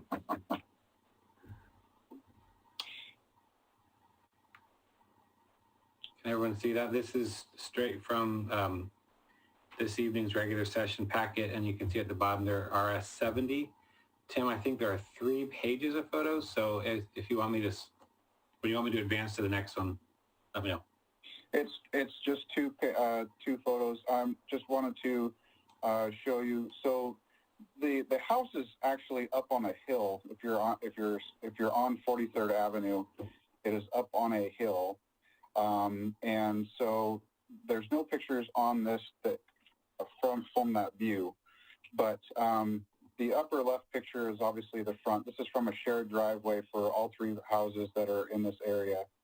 And then the middle pictures for the side view are taken from a driveway for the Northridge condominiums that's adjacent to the property. The other 2 photos on this page are interior pictures. All of these photos were taken by the Clackamas County Fire Department during their inspection, during their investigation. If you could scroll down, please. And there's more pictures of the internal damage, also the structural damage, and then the electrical panel there damaged by the fire.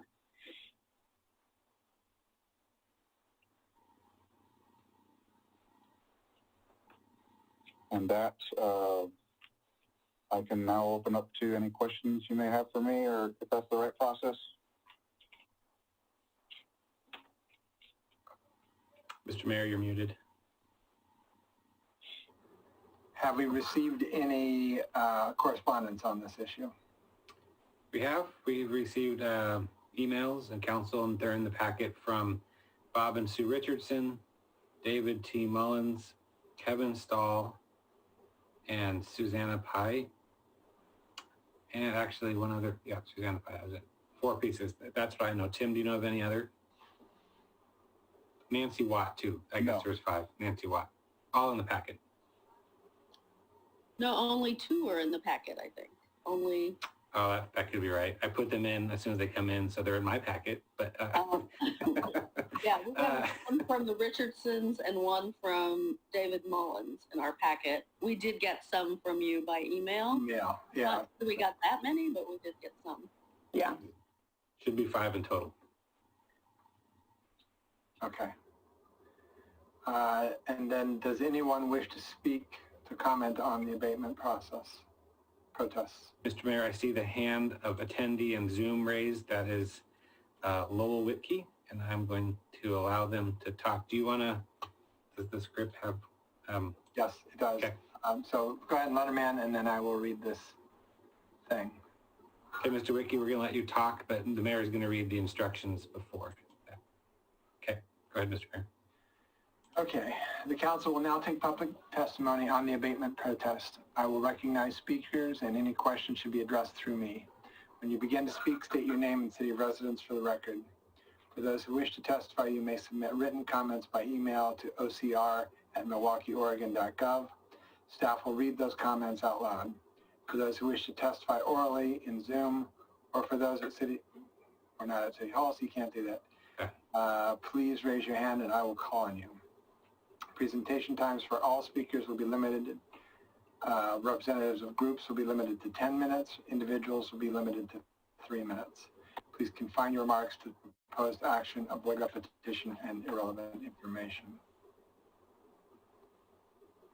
All right, so Mr. Whitkey, go ahead. I see him on here. He's been allowed to speak, but he seems to be muted.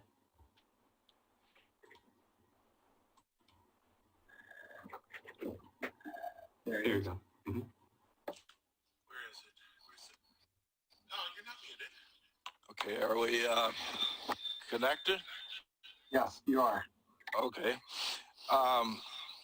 My name is Lowell Whitkey. I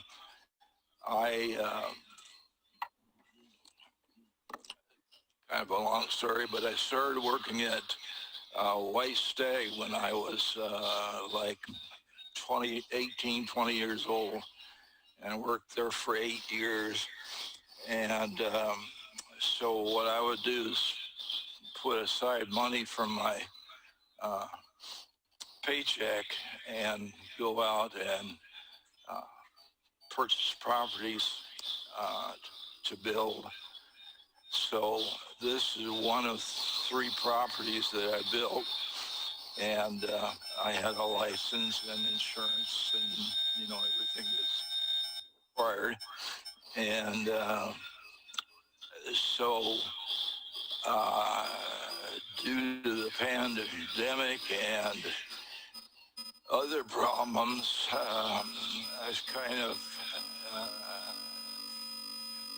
Mr. Whitkey, is there another maybe a person calling in? If they could mute their audio, that would help us. Every time we speak, there's a really loud feedback. Oh. It could also be a hearing aid. Oh. Okay, is it okay now? We can still hear the echo in the background. Just a second, my son is... Okay, are you off, Jason? Okay. Sounds better now. Yeah, that's better. Better now? Okay. Yep. So, so I'd put aside money and build a house and then sell them. And I built 55 houses, and then finally I decided that, well, instead of selling them, I should keep them and as investments. So, so I did that. Oh, so what happened? The pandemic and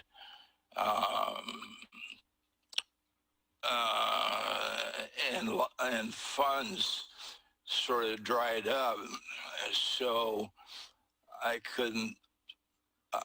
Now I had my insurance company paid the fire damage loan off, but they wouldn't give me any money unless I had it done by a contractor.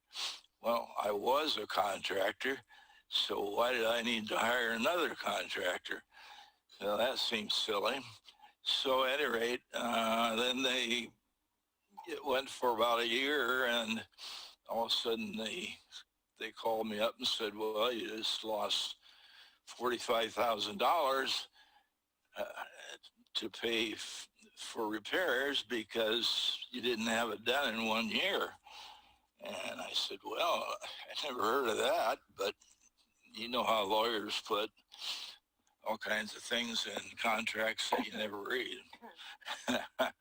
So at any rate, to make a long story short, without keeping the council, is I'm planning to remodel this house and move into it, my whole family. And it would be a nice little group of 3 houses there that I could control, because the other 2 would be rentals. So what I do is plan to repair, which is what I want to do. So basically, I figure that I can get the exterior done in 2 to 4 months, and that'd be painting and cleaning, new windows, replacing any burnt wood, and this would be completely, in other words, we're not doing any engineering or any changing anything. We're just following how it was originally designed. So there really isn't any new engineering, other than there was a couple burnt spots that needed somebody to tell me how to fix it. Well, I know how to fix it, but your building department requires somebody else other than me to fix it, or explain how to fix it. So that's where we stand right now. I'd love to have an extension. It would make my family complete. I'm sure you all have families, and I wouldn't like to bust up this particular living situation. I'm 75 years old, and I won't be around for much more, but I've assigned someone else to take over for me to do the remodel, because I can't crawl up on top of roofs and that stuff anymore. So between that and hiring subs to do the work, I won't be doing any of the work. So basically, I'll just hire somebody and have them do it. And so it should take a lot quicker than it would have taken me to do it. So, at any rate, I don't know what else I could tell you. I guess I have questions for you. Okay. If you are financially able to do this now, even though you don't have the insurance funds, why weren't you financially able to do this months ago? Okay, the insurance company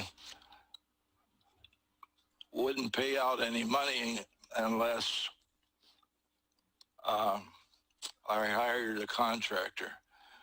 Well, a contractor is going to cost you about 20% of the total price of the house. So that's the part that I usually make when I'm, contracting. So the funds are all there now, and since I'm going to be hiring contractors, there will be no, in other words, the bank will fund the project. The bank or the insurance company? The insurance company originally gave the money to the bank, to a bank to administer the funds.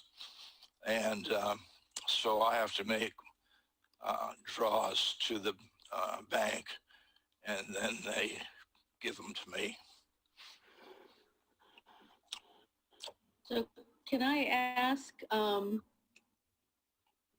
it's been almost a year since the day Tim posted it, and he said you were there the day he posted it. So it's been, we're just 5 days short of it being a year ago.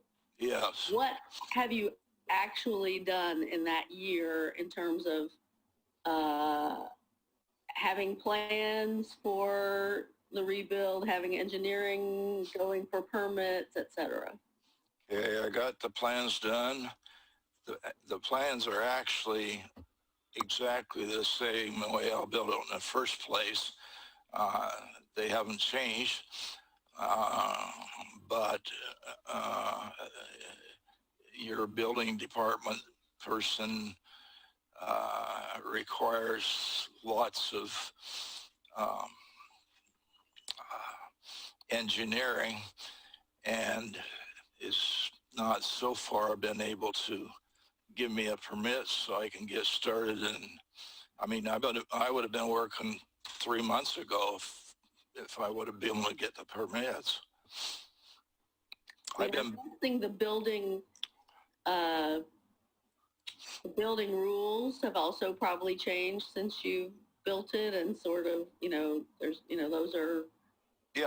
those become tougher all the time, or more stringent and safer and more ecological and all kinds of things. So what your plans were when you built this, was it 20 years ago? No, it's about 10 years ago. 10 years ago. Okay.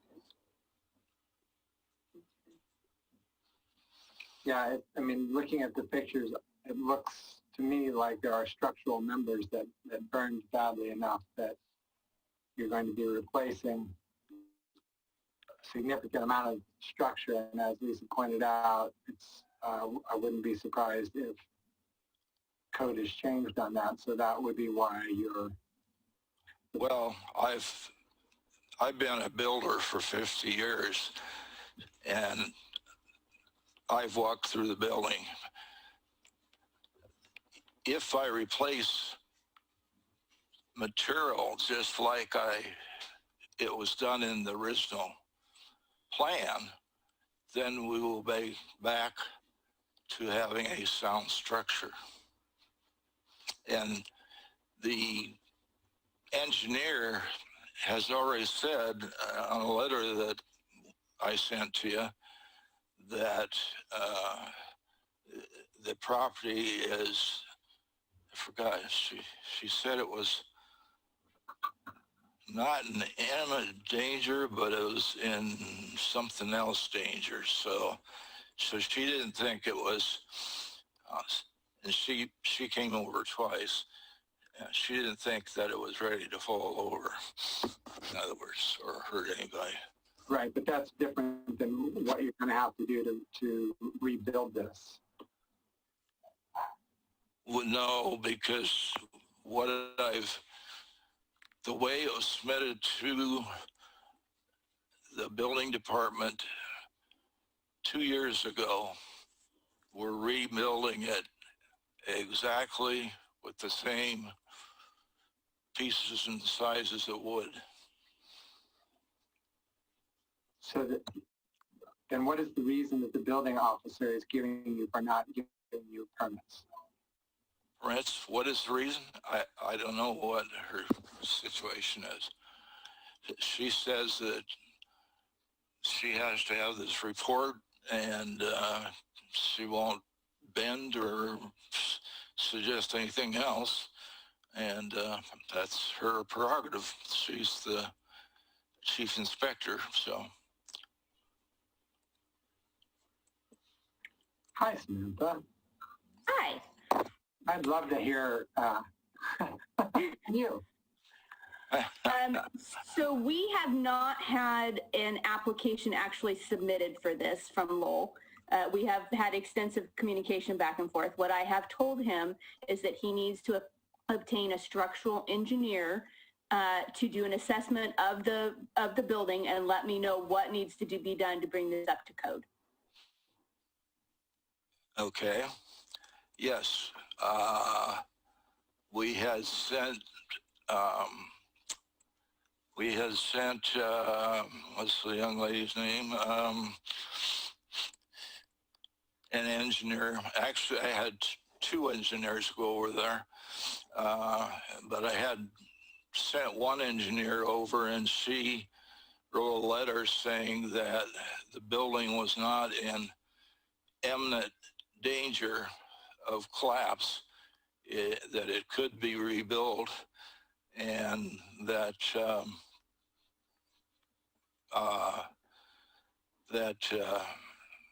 you know, she was going to, like you said, note what things has to be replaced or fixed and send it to you. So the only engineer that we've had any contact with has let us know that you were no longer retaining her services, and we did not get any type of report from her.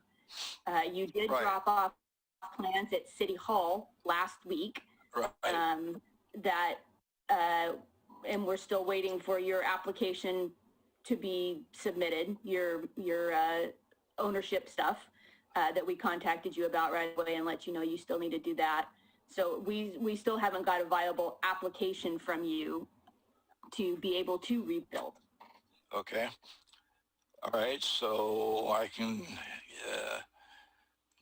now, well, the one reason why I called off the engineer was because I didn't know for sure whether you guys were going to knock the building down or whether I'm going to be able to repair it.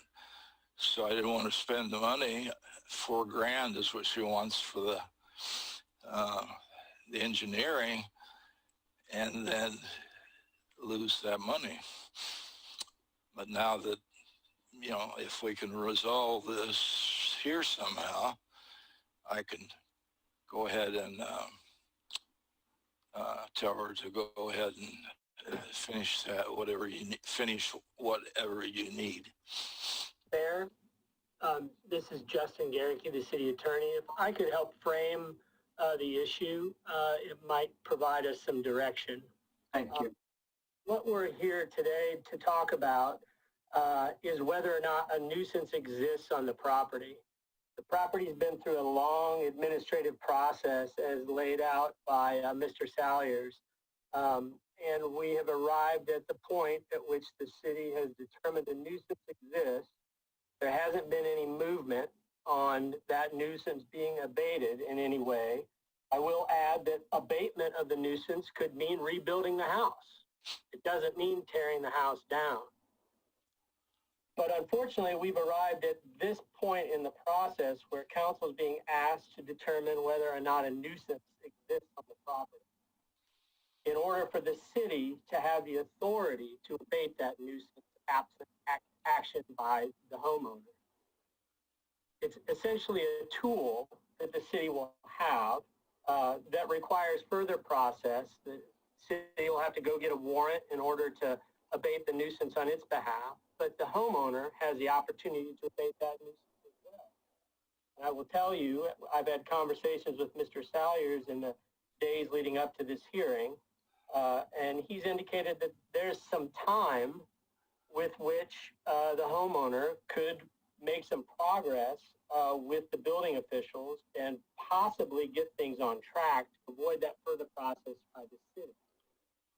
However, right now, the question before council is whether or not that nuisance exists as the house is currently. Not plans to fix it, not moving forward. Does the nuisance that staff has come to a conclusion exists on the property throughout some 2 years of administrative process? If it still exists, that's the determination you need. The homeowner has the ability here in this appeal of that determination to present evidence that a nuisance does not exist. And it's your duty as council to weigh that evidence and decide whether or not a case has been made that a nuisance does not exist on the property. So Justin, what is that time frame, or Tim, whoever is? Tim, I'm glad to let you talk, but I can kick you off by saying the code provides that the nuisance needs to be abated within 10 days. But Tim has some process and some timing constraints that make that move forward. Of course, the city would love to not spend its budgeted dollars on going in and tearing down a house that the homeowner would like to rebuild.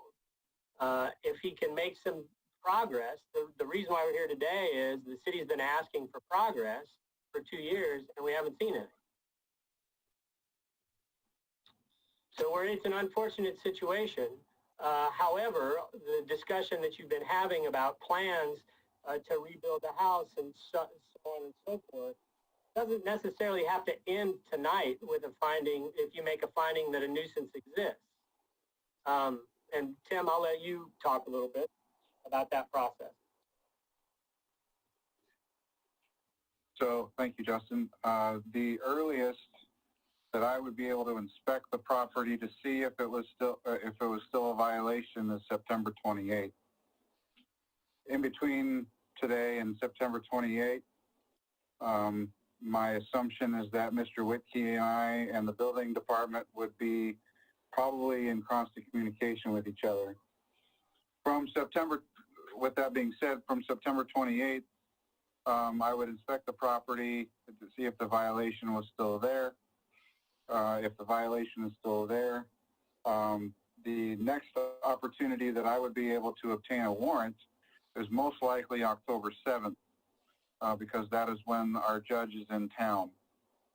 From there, I would need to obtain the warrant and then also get a hold of contractors for potential bids and whatnot. That takes time to do. And meanwhile, Mr. Whitkey would be working on his own timeline of trying to get things accomplished. And potentially, there would be a point where I would maybe pull back the momentum I've gained because Mr. Whitkey has made so much progress to take care of the issue. That is a potential thing to happen. But help me out if I'm thinking of this incorrectly, please. If it is not,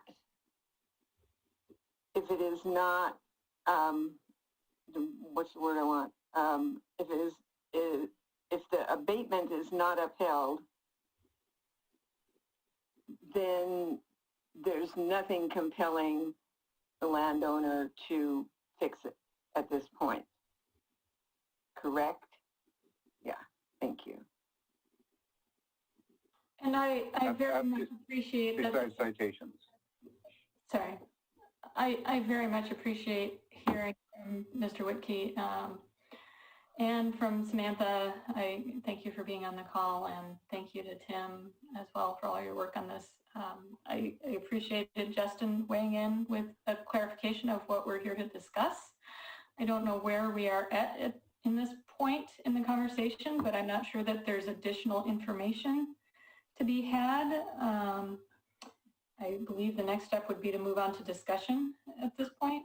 We have to close the public hearing first. Okay. So do any of you have any more questions of Tim or Justin, or for that matter, Mr. Whitkey or Sam? Yes, I had to make one comment.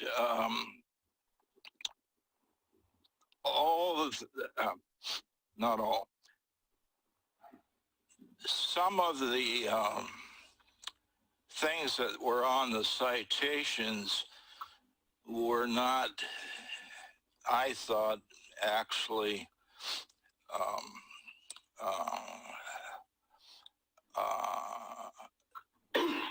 100% true, because I was cited for having an unsafe building, whereas I had a fence completely around it that was locked. And so I don't know, there was a couple other ones that were on Tim's long list that weren't quite, you could say one way or the other. So I'm just saying that unless we went through those items one by one, that's would be my comment. When I was asking for comments or questions, I was actually asking council. At this point, council members have a question of you.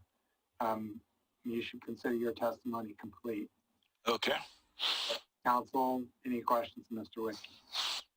No. Okay. Then I'm muting Mr. Wickey.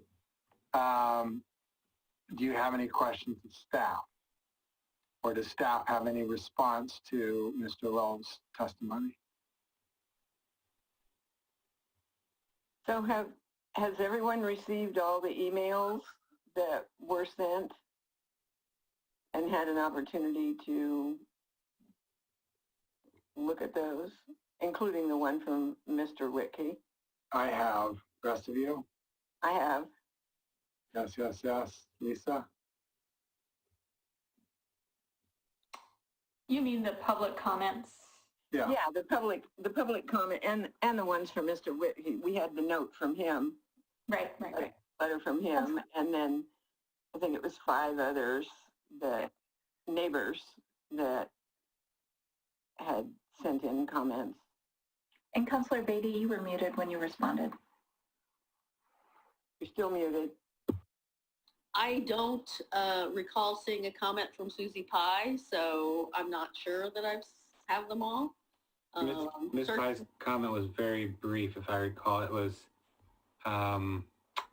there was an email sent from, sorry, Kathy, there was an email sent to a group of people, and she wrote back and said, my family and I agree with Ms. Richardson, as she said it below.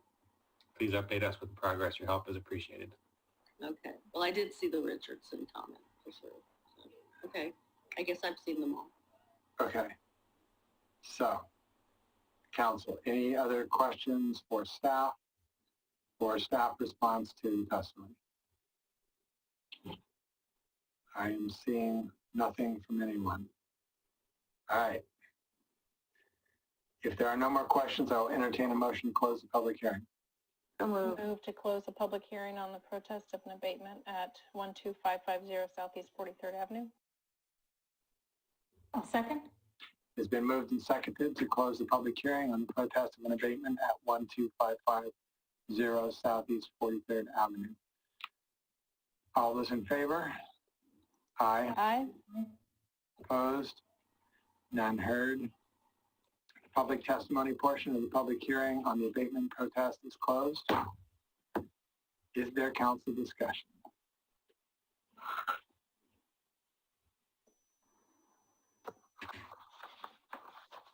I guess I'll start. I'm glad. Mr. Lowe, thank you. Thank you for being here to provide an update. I think that's probably really welcome news for staff. But I don't know that I've heard anything that contradicts the evidence, the clear. I mean, to me, there's quite a bit of evidence that this definitely continues to be a nuisance. Though you've got, there's some potential plans, in the works, those need to actually really make some movement. And it sounds like there's time and opportunity. So, I'm inclined to move forward, but I'm very glad, I'm glad to see, that the family was here to provide that testimony and provide, maybe another opportunity to get some work done here and fix this. I would agree with Council President Falconer that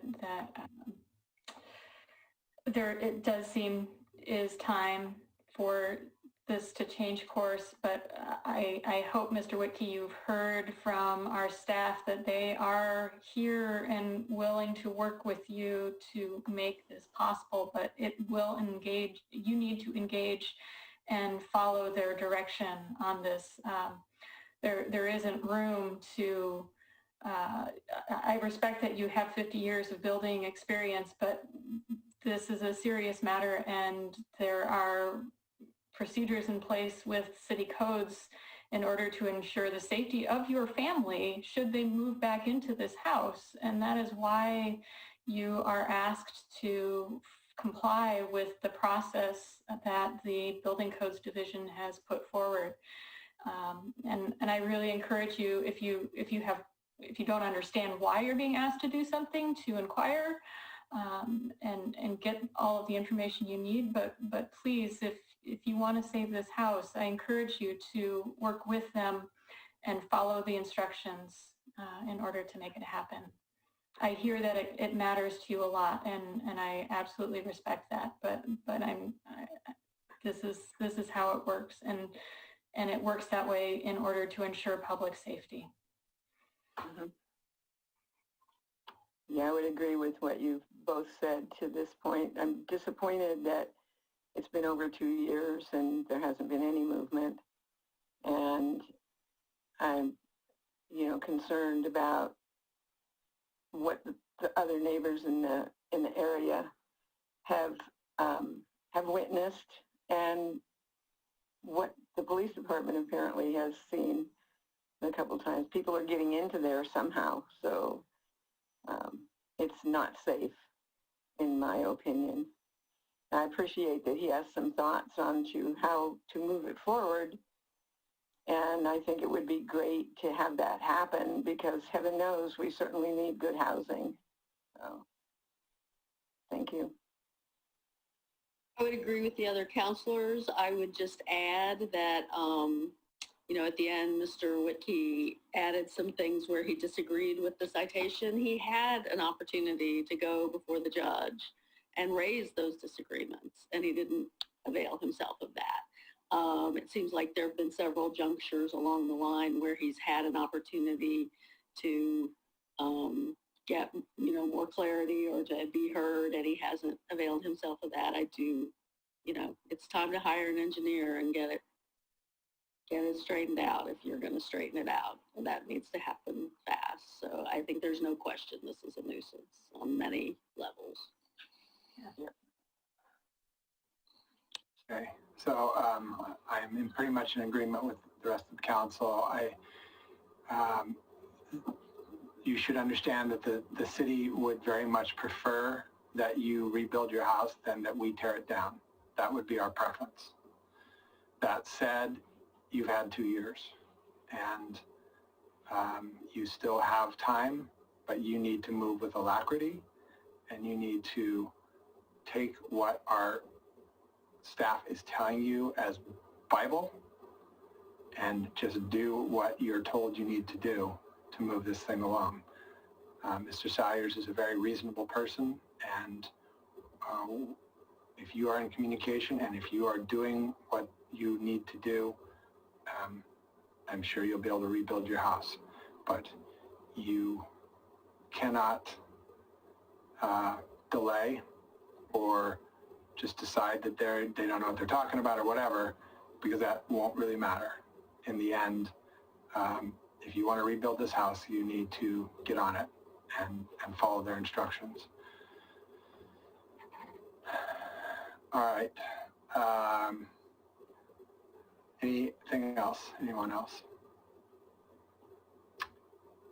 Then I would entertain a motion. May I? Yeah. I move to declare the property located at 12550 Southeast 43rd Avenue a nuisance and to uphold the staff decision to abate the property. I'll second. It's been moved and seconded to declare the property located at 12550 Southeast 43rd Avenue a nuisance and to uphold the staff decision to abate the property. Is there any further discussion? All those in favor? Aye. Aye. Opposed? None heard. The motion passes unanimously. All right. So let's see here. We did the stops. So we are on to our next item, which is the Equity and Policing Update. And this will be presented by our City Manager, Ann Ogre. Mayor, before we go too far, how would you like to manage public comments? Actually, hold that thought. Let me ask a favor. We've had an attorney who's been hanging out here for a little while. I'd like to try and give him a chance to present. And then I'd like to take any public comments so that if people want to go to bed, they can. The presentation is a little bit more disjointed than I would prefer, but at 9 o'clock, I'm trying to get certain people out of the room so that they can leave the meeting if they need to. So, yeah. Would you like to frame this a little bit first before? Happy to, yeah. So, thank you, everyone. People who are listening to the presentation tonight have heard us talk about this now a couple of times. So our goal tonight is really to provide two pieces of this puzzle. The first is to provide an update on what we're hearing from our BIPOC community. So we're going to be talking about our listening sessions. We're going to be talking about some of the communication that we're having outward. We're going to talk about the trainings we're doing. And about the new equity manager position. And on the other arm, we're also talking about policing tonight to start providing just a base level of information about what's happening in the police department since the city goal was set, or actually since June. And then also receive any questions and answer any questions that the council or others may have, just so that we can start providing and being as transparent as possible about the information that the city has around policing and equity here at the city. So with that, I'd like to turn over to Steve Schubeck. Stephen is our attorney here at the city for human resources issues. He has worked with the city for a long time, and I really appreciate him joining us tonight. He has an extensive background on HR and policing. And so with that, I'd like to give Steve a little bit of time to provide context about what's happening at the state legislature and how the city is incorporating some of that work. So with that, I'll turn over to Steve. Thank you, Ann. Can everybody hear me? Is everything working? Mm-hmm. Okay. So thank you for having me here this evening. As Ann mentioned, I've worked for the city now for quite some time, and I am a management labor attorney and HR attorney. I've done collective bargaining extensively for police and fire and public safety units for over 15 years on both sides of the table, being both union side and management side. In my experience in doing so, and under current times, everything's falling in line where we are effectuating change in how the community perceives policing and also how policing agencies conduct their business in serving the public. As everyone is well aware, the state legislature was very busy with 2 sessions this summer, and the focus of much of those sessions was police reform, as identified through many of the protests in Portland earlier this year. From that resulted a handful of bills and legislation that was passed directed towards policing and mostly use of force. The primary bills you've probably heard of are one including no use of chokeholds unless for protection of yourself or others in the case of use of deadly force. So in other words, police officers are not to use chokeholds or carotid holds. That was already within our policies with this department. However, we will be updating our policies to be consistent with the law as well. Another one that is very prominent is no longer can OC spray or tear gas be used for crowd control unless a riot is declared. And that's an actionable event by a police chief or law enforcement agency where there are criteria to identify what is a riot. And I'm sure you've been paying attention to the Portland news in regards to that. OC spray is still allowed for individual context in terms of subduing someone, but for the purposes of riot or control of persons, there are tighter restrictions. Less related, but also involving police reform, one, the legislature is developing a task force on transparent policing and will monitor and evaluate complaints for unreasonable use of force. That's in its development stage, but that'll be a statewide type of agency. And I believe DPSST, which is the governing body for certification for police officers, will be handling that as well. At the same time, DPSST will be improving their database on record keeping for why an officer may be suspended or lose their certification. That's another one of the bills. A very important bill that passed was what we call the duty to intervene, where officers are obligated to report forms of misconduct to their superiors within a time period, I believe it's 72 hours is their max, related towards actions of discrimination by other officers, sexual misconduct or harassment, or reporting of crimes by their colleagues. And then also one criteria on the duty to intervene is to report violations of the code of conduct as presented by DPSST. This has to do with moral fitness, moral turpitude, ethical behavior, truthfulness, and so forth. That is a very broad category. I am excited to see what that's going to bring about. But at the end of the day, this bill is designed to have police officers be leaders and not followers, and to really report their conduct, the conduct of others around them, and hopefully become more transparent in the internal workings of a police department. Lastly, there's a Senate bill that passed regarding arbitration proceedings.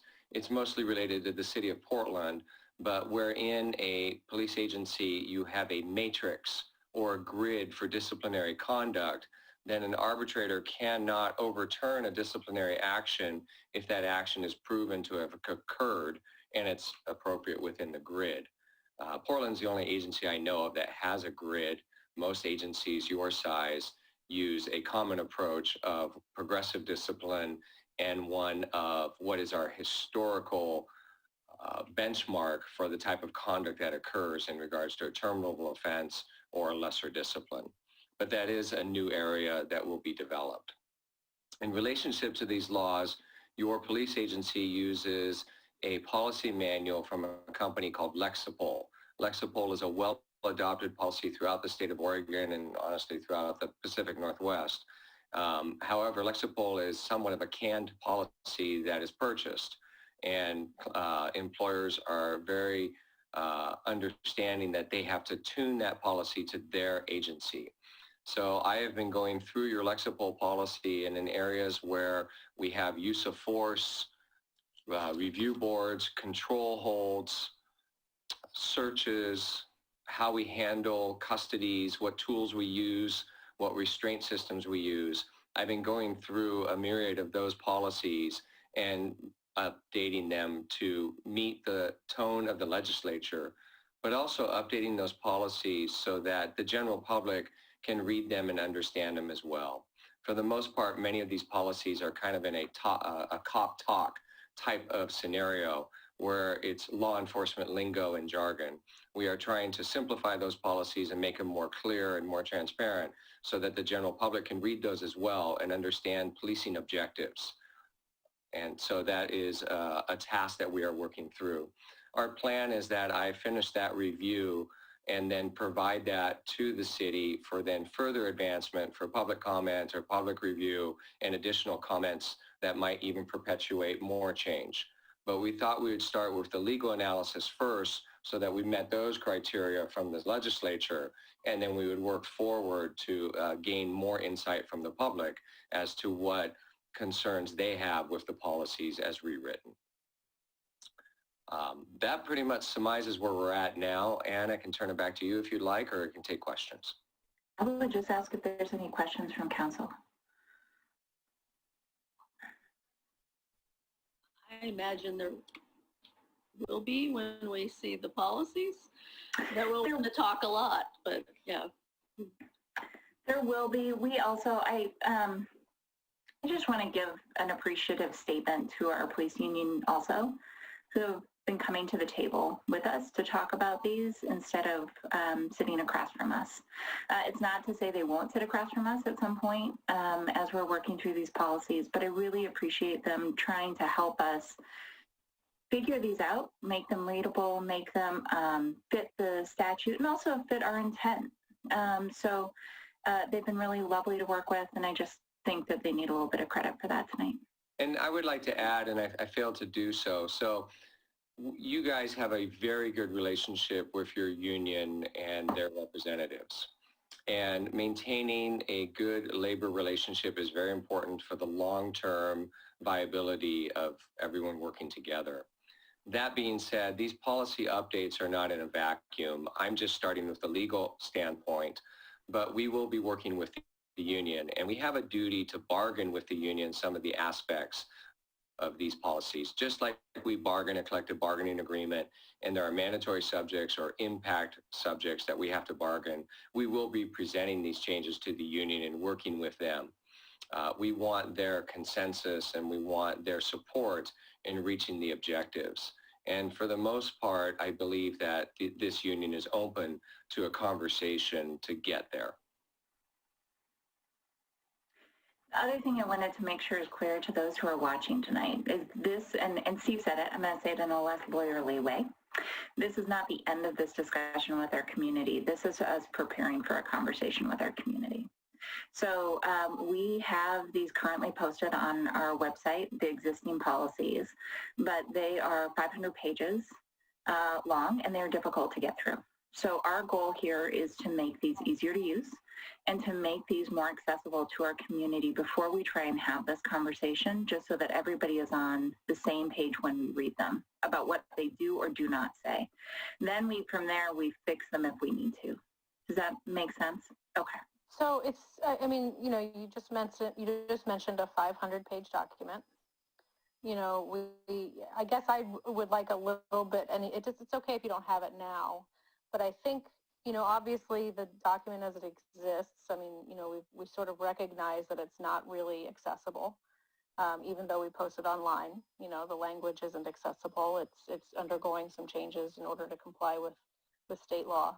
But I also wonder, you know, I'd like a little bit of, you know, information about how we move forward and how we're going to be, you know, collecting feedback from the community, you know, not just from, you know, from staff and, you know, our contractors and the union, but also, you know, what is the engagement with the public look like? You know, how are we going to help them navigate this document? Sort of similar to, you know, maybe how we did, you know, the comp plan. You know, So it's a big document. It seems like we need a roadmap, you know, for this kind of engagement. Yeah. So a few things. One is we don't know yet. Originally, we were going to try and hold a class in which we had a discussion with a few representatives of our BIPOC community, and we went through basically a whole city education program, just so the people also had context about the union negotiations and other pieces. That structure didn't work. We were unable to secure a relationship with the university to make that happen.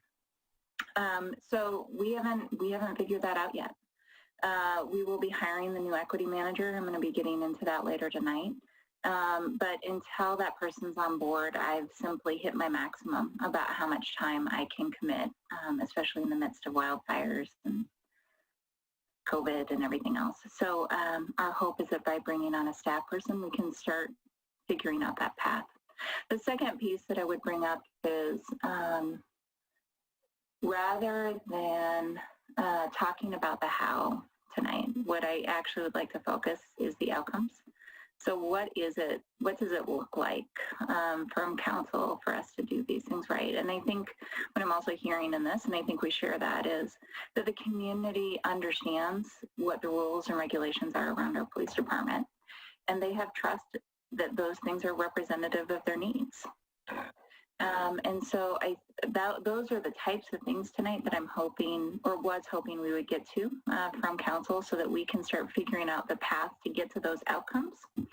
I'll also say it's 9:10 at night, and the likelihood that by the time we're done with this presentation, that we are all going to be in our best form to be able to talk about outcomes tonight is probably slim. So my hope tonight is that we get through all the presentations.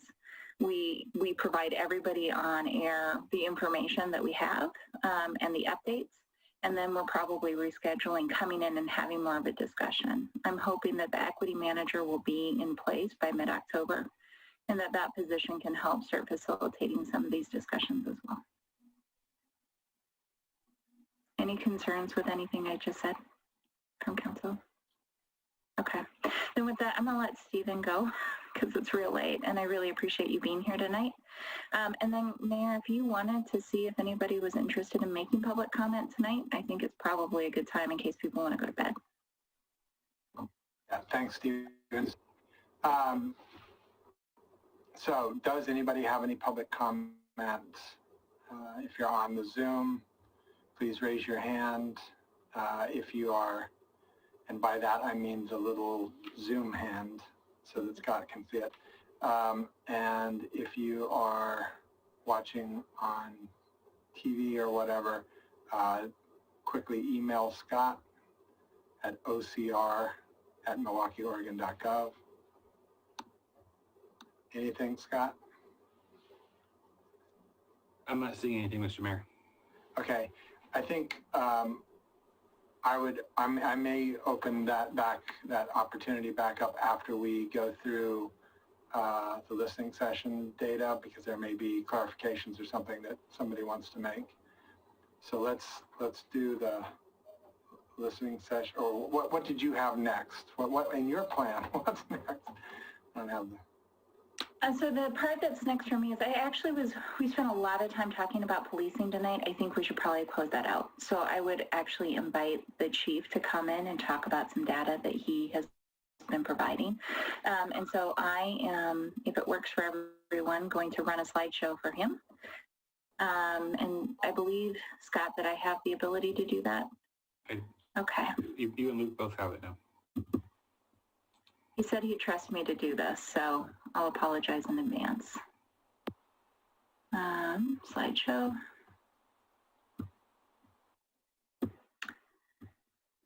Okay.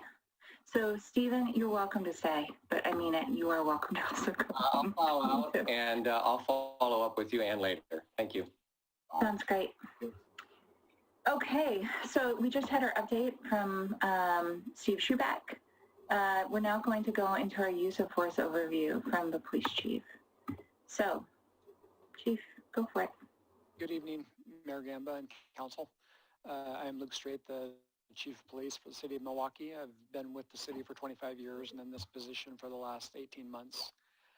We wanted to talk about just some information and data related to I can't hear. You're pretty faint, Luke. Yeah. Am I? Okay. I'll speak up a little bit. That's and then much better. Thank you. Okay. We wanted to talk about some of the information that we've come up with over the past couple of months. And some of that obviously is in relation to the equity work we're doing and some of the questions we continue to hear not only from our community, but nationally. So as Ann has stated, this is not the end of this journey, it's the beginning. But providing some of that feedback related to questions we continue to hear seems to be important at this step also. We want to talk about some terminology definitions just so we eliminate as much confusion or lack of clarity related to some of the terms that we use when we talk about police work. Self-initiated activity versus dispatched calls. With self-initiated activity, that's something that a police officer generates on their own. That can happen when they're driving down the road and they see something they think looks suspicious and they notify the dispatch center they're going to do a stop. Versus a dispatched call is something that either comes in as a phone call from the public through our dispatch center on both 911 or on the non-emergency line. So self-initiated versus dispatched. Police report, we write formal reports on a percentage of the total incidents that we deal with, and it could be around a quarter of the incidents that we respond to and deal with result in a formal written report. Arrests, an arrest is obviously can be when we take someone into custody with handcuffs and transport them to the Clackamas County Jail. However, a legal arrest also occurs if we issue a citation for a criminal charge at the scene instead of taking a person to jail. Both would be statted as an arrest. The Behavioral Health Unit, you'll hear us talk about that occasionally. That's a program you may be familiar with through H3S, which involves clinicians who can assist law enforcement throughout the county with calls related to behavioral health, mental health issues, or people in crisis. Behavioral health clinicians can assist us by consulting on the phone, or they can respond out in the field to deal with something with us. Stops data, you've heard that discussed and explained tonight. That's mandatory demographic reporting for all optional or discretionary stops made by police. So to fit that criteria, it would not be a mandatory contact where you're dispatched on a suspicious vehicle with a license plate, and when you arrive, you find it. That wouldn't be optional or discretionary. And it can't be a contact where someone is free to go. It's a mere conversation, and they were free to go the entire time. Use of force is defined in our policy as the application of physical techniques or tactics, chemical agents or weapons to a person. And what's kind of important about that, which is in bold, is the tactics. Under our policy, use of force does involve tactics alone, where there's no physical element of them, where no one was forced to the ground, there were no strikes, and no injuries. That still fits the criteria for a use of force incident under our policy. And Lexipol, you've already heard described. They provide base policies for us, which we can then customize to fit our agency or our community. We've been with Lexipol for over a decade, and think it's a program that's difficult for us to compete with.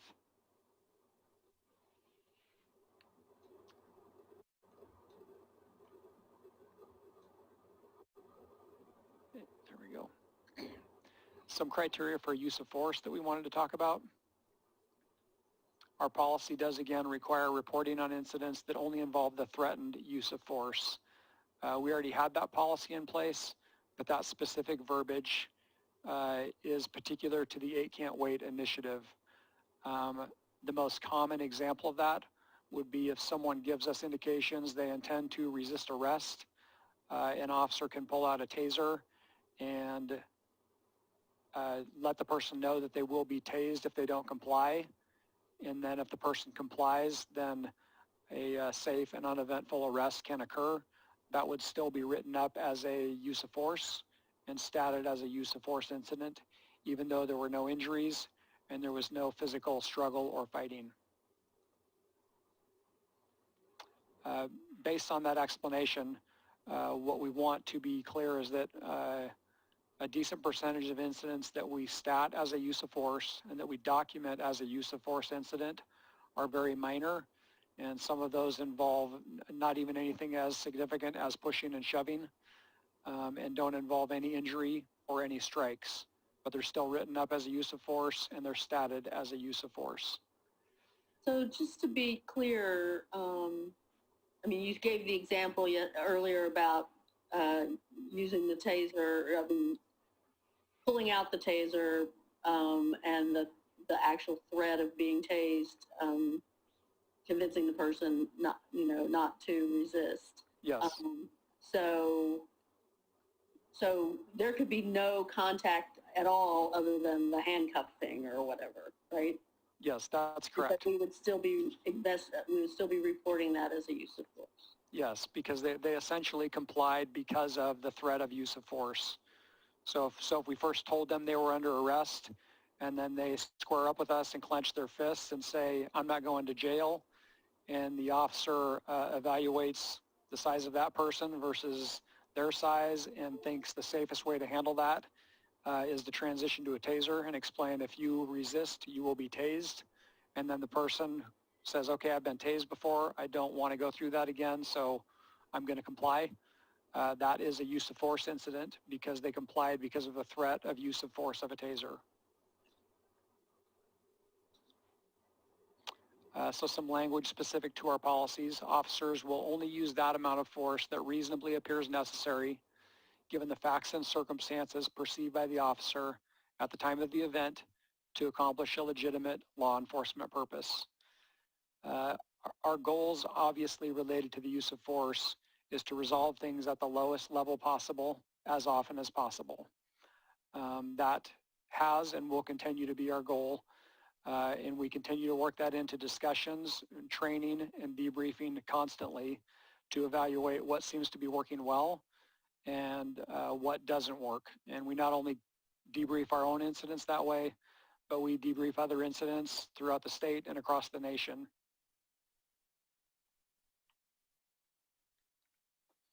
Some factors we use to assess our use of force.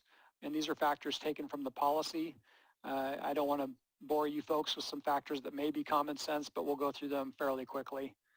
The immediacy and severity of the threat to the officers, obviously that's a significant factor. The seriousness of the suspected offense or the reason for the contact. We talk about that constantly, and we often refer to that as the governmental interest. Something could start out as a minor theft, like say someone grabs a case of beer and runs out of a store. That is a crime. We will respond. We will try to catch that person.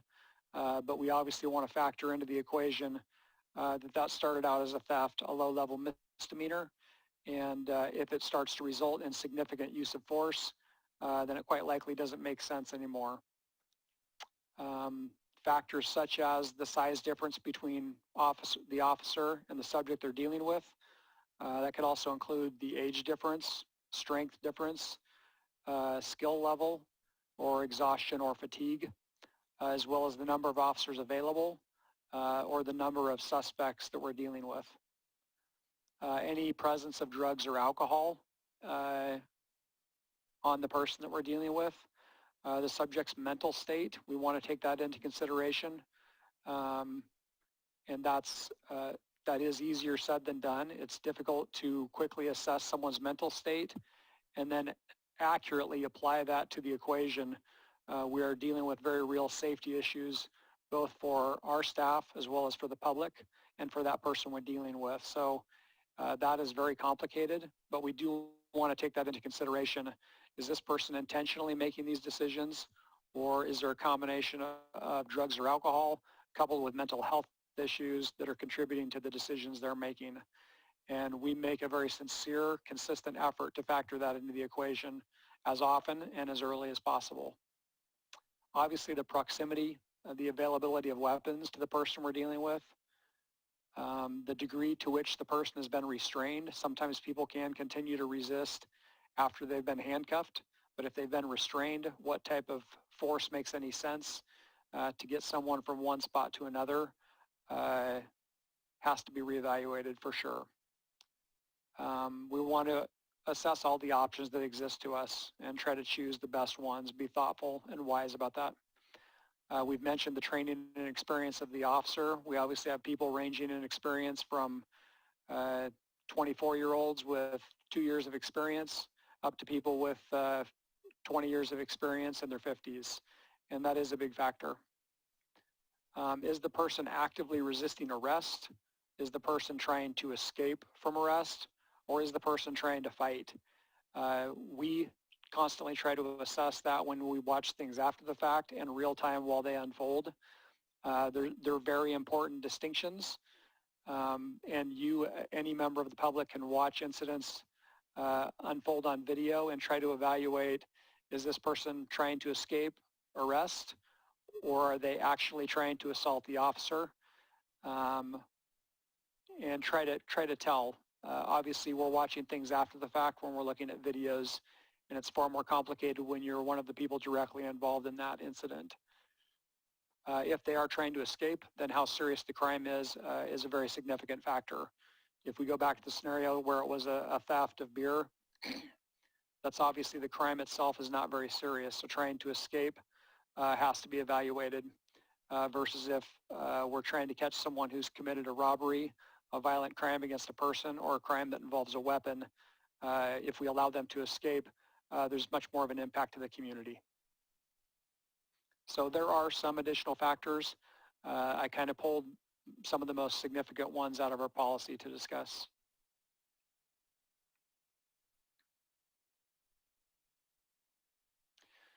So our use of force policy is under 300. These policies typically in the past have been written primarily for law enforcement to read. So we can work more intentionally in the future about trying to consider how those read for the public. Generally, the public, I think, can make sense out of them, but they're certainly not written with the public as the primary target audience. And if you're if this is your first exposure to police policies, they can be a little bit more complicated to read through, but I think they get a little bit more easier to understand as you go through a few of them. Officers, again, will only use that amount of force reasonably necessary given the facts and circumstances perceived by the officer at the time. That's consistent language that we're always going to refer back to. The other responsibilities of the officer that relate to use of force or that will trigger a use of force report. Officers will notify a supervisor as soon as possible if there was any visible injury during a contact, if they believe there was more than momentary discomfort, or if the suspect or subject we were dealing with complains of pain or more than momentary discomfort. If the subject, regardless of whether there was any injury, expresses intent to pursue litigation against the city, any application of a taser, if any individual was struck or kicked, or if an individual alleges any of those things occurred, even though they did not. If the subject was forced to the ground, that's often sort of the initial phases of resisting arrest. If two officers try to take someone into custody and they resist, often the first thing that will happen is those three people will end up on the ground. That would automatically, even if the arrest happened fairly quickly after that, that would automatically be considered an official use of force incident. It would be stated as use of force, and it would be documented as a use of force.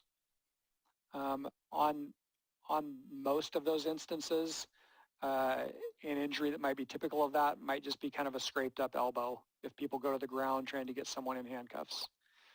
On all of those, an officer must complete a more detailed police report that documents everything that happened and why it happened and some of the thought process behind why those things happened.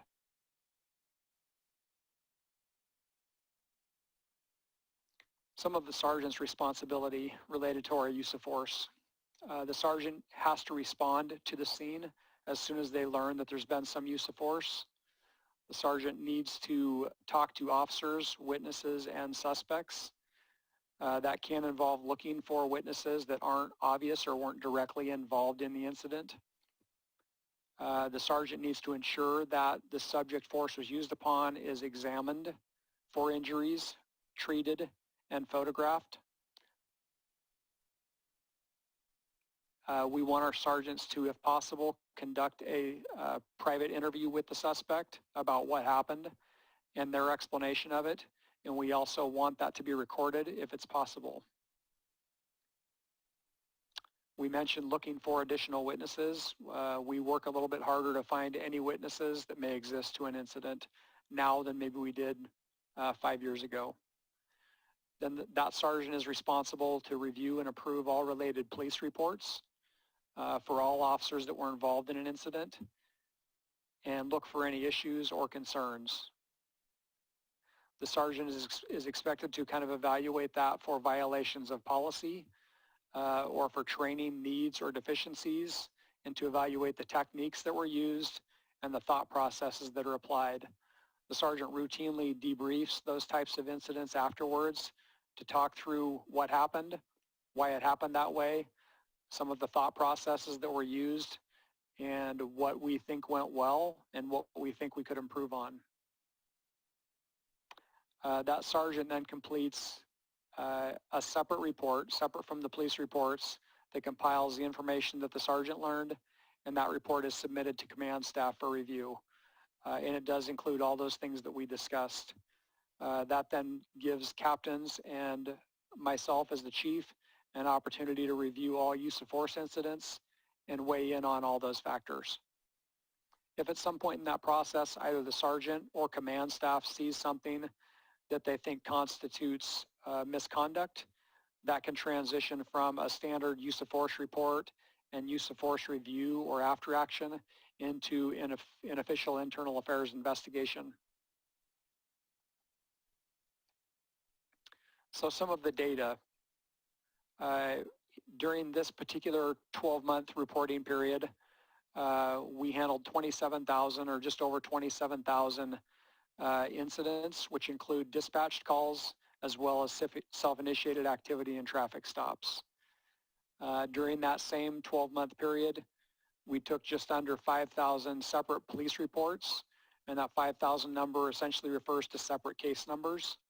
Now, on one case number, there could be ranging from 3 officer reports associated with a single case number up to there could be cases where there are 50 or even 100 separate police reports depending on the severity of the case.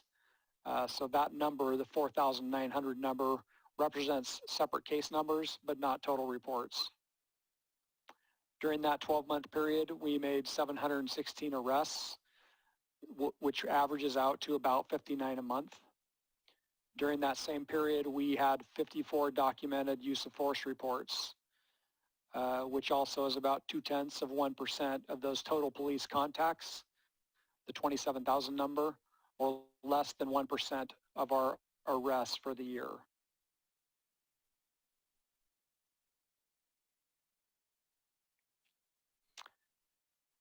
So moving on briefly, covering calls for mental health. In a 6-month period that we looked at, we found that we had about 700 or just over 700 calls that somehow tied into mental health. Those can come in as coded as any type of call, and we could learn there's a mental health component to them when we arrive. They could come in as a suspicious person or as a attempt suicide or as a welfare check. So they could be classified in a number of different ways on the front end, and sometimes we don't learn until we arrive that it essentially is a mental health type call. Of those 771 in that period, 162 of those resulted in formal written reports, and 39 of those 162 resulted in someone being transported to the hospital. Those transports would include both voluntary and involuntary peace officer holds, and that is a hold for a psychiatric evaluation by a doctor. And then finally, 2 of those resulted in someone being transported to jail. That's just a quick snapshot related to mental health. It will obviously continue to be one of the challenges that we deal with. Mental health obviously comes up. If you look at that in terms of our use of force, I think you can see that we do work really hard to de-escalate cases, that de-escalation has been a priority for us for a long time. We will continue to work hard at that and continue to look for ways to improve our ability to do that and our success rate doing that, and continue to make it more of a priority within the agency. The vast majority of our staff, I would say 80% of our staff, does have training in crisis intervention, and that is something we discuss constantly related to calls that we're dealing with. And if I haven't said it during this discussion, I try to say it constantly. We do not claim that we're perfect at any of this. We try hard to be really good. That is constant work, and we don't claim that we always get it right. But we do work hard at it, and I think all in all, we do a really good job, and we continue to look for how we can improve, and we find ways to improve. I think the only thing that I want to add here before we move on is that the mental health conversation is one that I think is really important for council to continue. And we have a number of officers who, and community members, I think, who would prefer us to have a longer dialogue on this. So we are intending to come back on this topic individually sometime this fall. We're just not quite there yet, but we will be back to talk about this in more depth.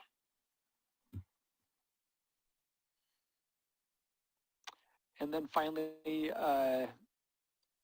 circling back to the 8 Can't Wait initiative. I know we've had some communication about this, but I wanted to update where we're at with regard to this and see if there were questions related to it. Obviously, it's a project by Campaign Zero.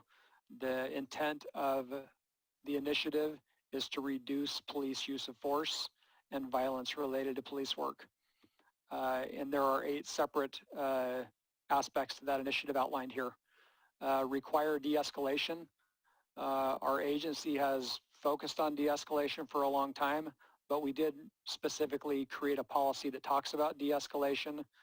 based on the recommendation of the 8 Can't Wait initiative, and that is encompassed within our use of force policy 300. It does incorporate the case law that comes from Graham versus Connor. The duty to intervene, we had a previously existing policy, which we have and likely will continue to make some changes to as the law related to that policy evolves. Banning chokeholds. We had a policy that restricted chokeholds, but we have made it more restrictive, and we've clarified the language in it so that it says they are banned with the exception of life and death situations. We will continue to evaluate that if and as the law evolves related to that policy. Require warning before shooting.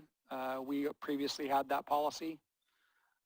Banning shooting at moving vehicles. We had a policy that discouraged it and explained all the complicating factors related to that. We still have that policy, but it does account for the fact that there are situations or instances when people use vehicles as a deadly weapon, and law enforcement essentially has no choice if they're going to intervene and save lives but to shoot at or into a moving vehicle. But the policy is pretty clear that it has to be specifically to preserve life. Exhaust all alternatives before shooting. We previously had that policy, and like any of our policies, we'll continue to evaluate that language and see if there's any room for improvements. Require a use of force continuum. This is one interesting aspect of the initiative.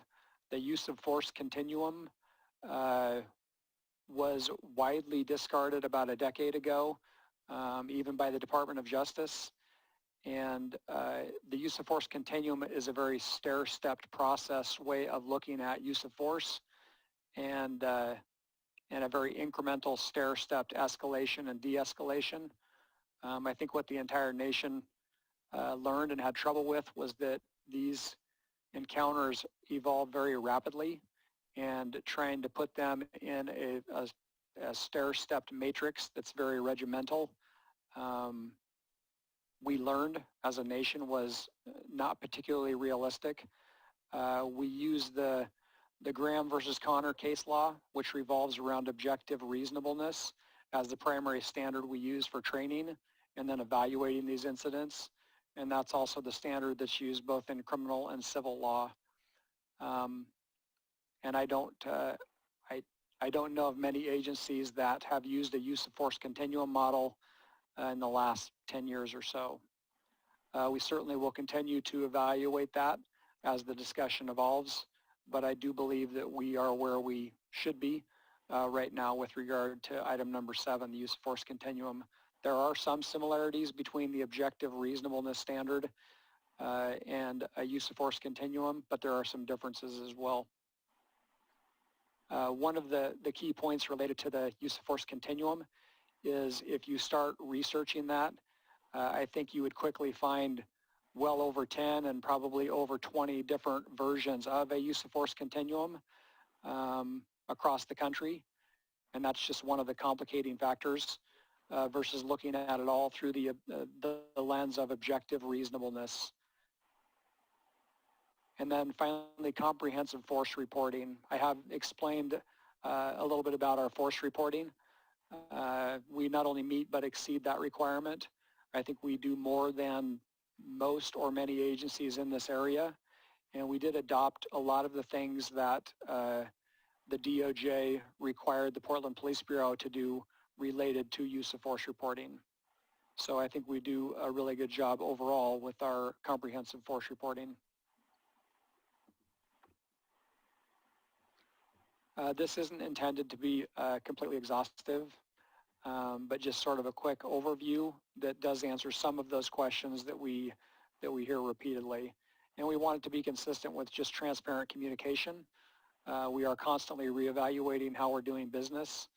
I've said it before and I'll say it again, we want every member of our community and those that pass through our community to feel safe and to feel supported and represented.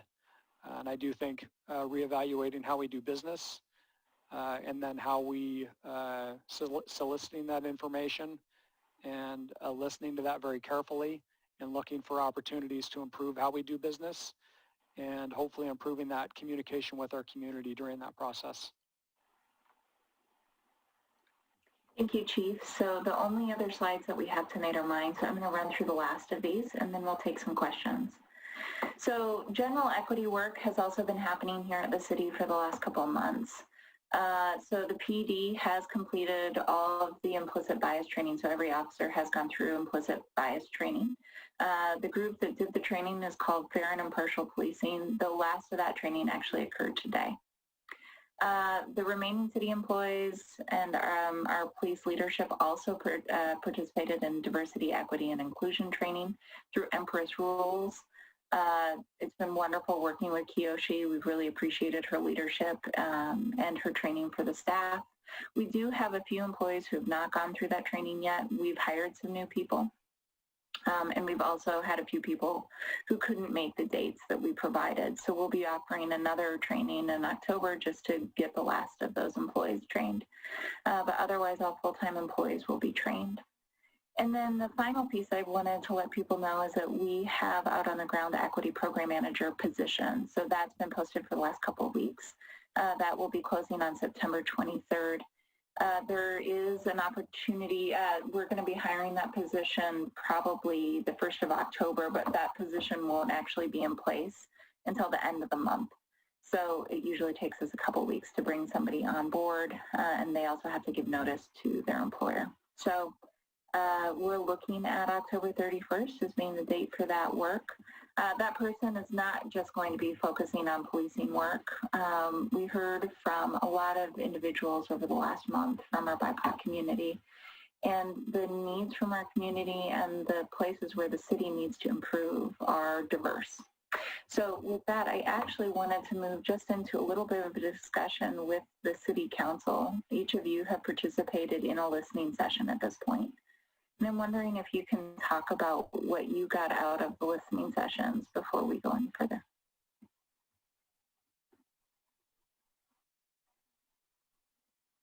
I can make one comment.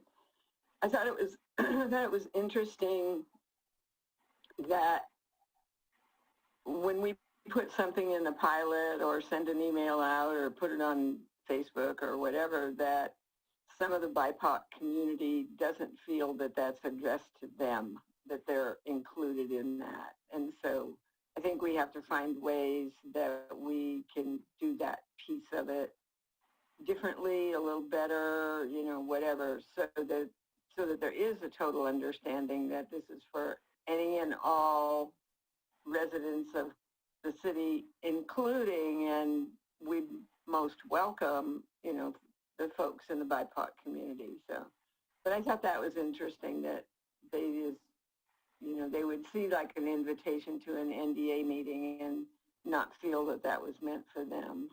That was a commonality in both sets of minutes, I noticed. Both sets of summaries. Yeah.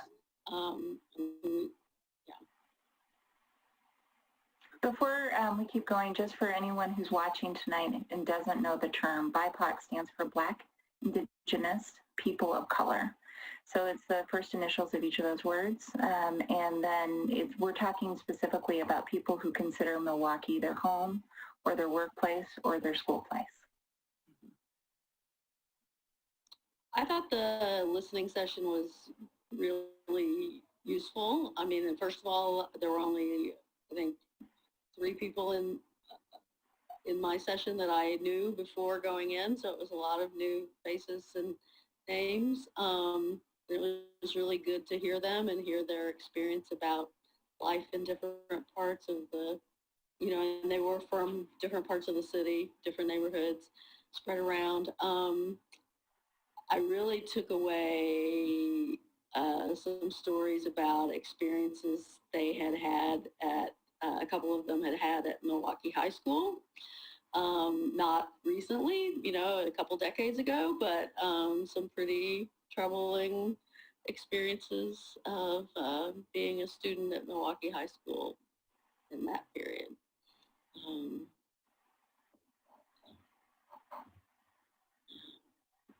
Any other thoughts from council members? I was at the Spanish-speaking group, which was the group that met after we put the packet together and after the notes were prepared, so they're not included in the packet. So I just wanted to speak up and share that I was really glad to have been a part of that. And you know, the thing that I noticed out of that, there are common themes with the notes. You know, people generally not being really all that plugged into what's going on in the city and the committees and the boards or the neighborhood associations. And many of the participants in the Spanish-speaking group were longtime residents. These are not people who just moved here. These are people who have lived here for 10 years, 12 years, some of them over 20 years.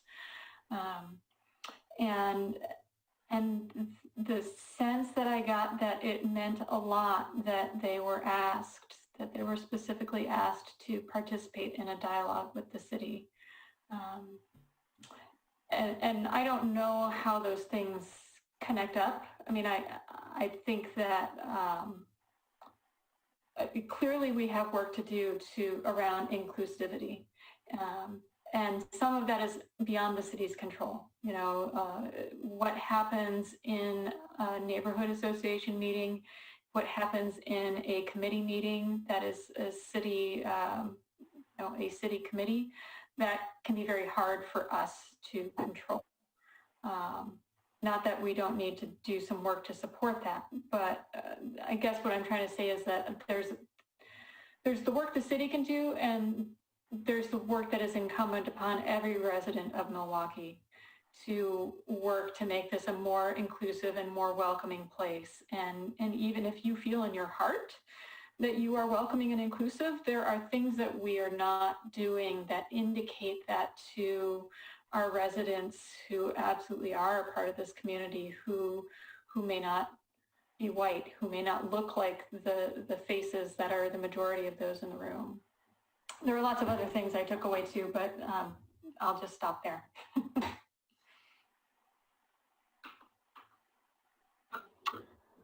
I had the opportunity to be in two, and there were a lot of similarities. A lot of the I mean, it's hard for all of us, right, to separate what's happening in our city and what's happening sort of in the broader world, because it's all happening to us. And then I think that's something, so we, the work that we have to do will be painted with what is happening in the broader community, whether it's in the county, throughout the state, in the country. We're still going to have work to do that takes that into account. So someone's experience of fear at seeing a police officer may have nothing to do with their experience with the Milwaukie PD. It may have to do with their experience with another police force or just something they've seen in a video. Either way, it is going to be incumbent on us to begin to help them feel safe with our PD. So it was something that I noted a lot, that there's a lot of bleed across, and people's experience is very colored by that. I did also note that there were both groups were very happy that we were doing what we were doing, and both groups had positive things to say about the city and about the police force, as well as negative things, no doubt. So, as has been said 100 times tonight, this is just the beginning of this work.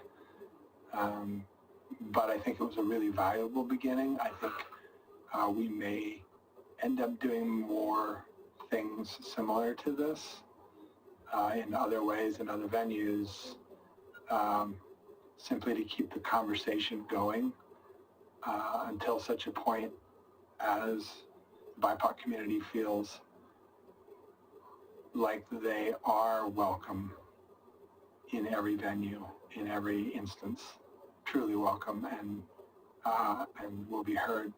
Because what we all have to keep in mind is that they have experienced generations of not being included. That is the reality that their head is in, and it is the work of our generation to begin to reverse that. So it's going to take a lot of doing, and but we had an excellent start, and I look forward to seeing the notes from the third meeting, and then continuing the conversation with all levels, all of our staff, including the police, but not just the police, and thinking about how do we communicate, because that was the common theme between the notes and what I experienced. The common theme was that they don't feel like we're communicating to them, and frankly, I would say that there's a large portion of the population that feels that way, BIPOC or not. So it's clearly a place that we can do a whole lot better. I think one of the really encouraging things that came out of it, or that I understand is coming out of it, is actually that, and I heard that in the dinner, in the discussion I attended, was people getting to know each other, that the BIPOC community actually becoming a community and not just a bunch of independent, people out there who didn't feel like they had a community to tap into. And so I think that that's a really encouraging outcome, and I think our city manager gets a lot of credit for creating an email list, creating the process that started these conversations, and hopefully engendering that. So I think that's a really encouraging outcome here. Yeah, I think that everything that we're talking about right now requires us to be a lot more intentional than we had been in the past, and including, and I guess, I'd say maybe we can't control every, conversation that happens, at a committee, but we can certainly influence whether or not those are the only conversations that matter in our processes. And so, until the day where all of our committees and boards and NDAs are representative of our whole community, we need to be seeking out, the input from the whole community. Because if those conversations aren't happening in the sort of like, our go-to formats, from the past, then they're not happening. And so I think that, thank you, Anne, for convening these conversations. I do think that it's a very good, solid, step in the right direction. I think, and I hope that I want to see us, to continue to build on this, and really be thinking, in this, this way, going forward, that, we sort of hear from what I'll just call official groups, official interests, and we need to be a little bit more, it's clear to me that we need to be a little bit more creative in how we're, soliciting feedback. And yep. Well, and I think the one thing that I just want to add to all of this, because I think I heard the same things, is it was such a gift. So I just want to thank the community members who are willing to be so transparent and honest about what was going on for them in these meetings. I feel like I understand in a way I haven't historically about what it means to be in Milwaukie as a person of color. And I will never understand, but I have a little bit of a glimpse. And that glimpse is helping me figure out next steps. And with each step, I really appreciate those individuals who have again engaged with me. And just because I can, and it's in this moment, there are a couple people I need to thank. So Sabina, if you are on this and watching this, you have been an absolute saint. I could not have done this without you. Casey, thank you so much for your leadership in one of the facilitated discussions. Again, I could not have done this without you. Martine at Clackamas County, who's routinely stepped out to support this work for the city of Milwaukie and who I've been in communication with today. And to everyone else, Desi for organizing our Black Lives Matter team, for Hamid, who takes my calls probably more than he should, for all of these amazing human beings who are leading, whether they're leading at the city internally or they're leading at the city to our BIPOC community. I can't thank you enough for your incredible gifts. And I always have this rule that I don't list people because I forget somebody. So please know that when I forgot you tonight, which I probably did, I don't know who you are yet, but there's going to be somebody I needed to list and I didn't. Please know that my appreciation is no less. The last couple of months, I could not have done this without our BIPOC community who showed up and really supported this discussion and this work. Oh, E, see, I told you. Brian, E, thank you for leading our conversations about murals in our community. There's so many people. But really, Liz is starting a Facebook group. I'm just saying, there are so many people who are doing this hard work, and it's all of you. It takes all of us together to figure this out. So thank you to them, too. Okay, so I think that we've heard just a general sense of how you felt about the experience. The notes themselves really need to speak for themselves, so I don't want to go into them. I would encourage anybody who's watching tonight to actually read through them. I think it's important for the words to come from our BIPOC community, so I'm not actually going to opine much here. But please know that the notes that we now have will be given to the new Equity Program Manager, and that we'll be using those as we're trying to figure out these next steps over the coming months.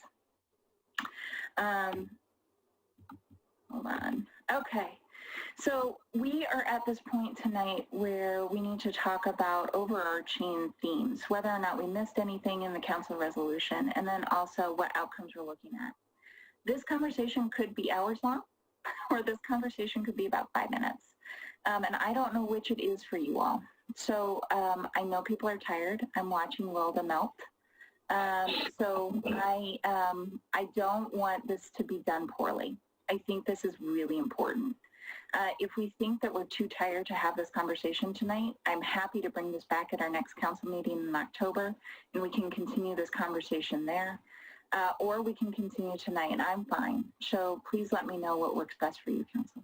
Well, I think, you know, we still are 1/3 short on our note. Something wrong with your voice? Don't know why. Nothing here has changed.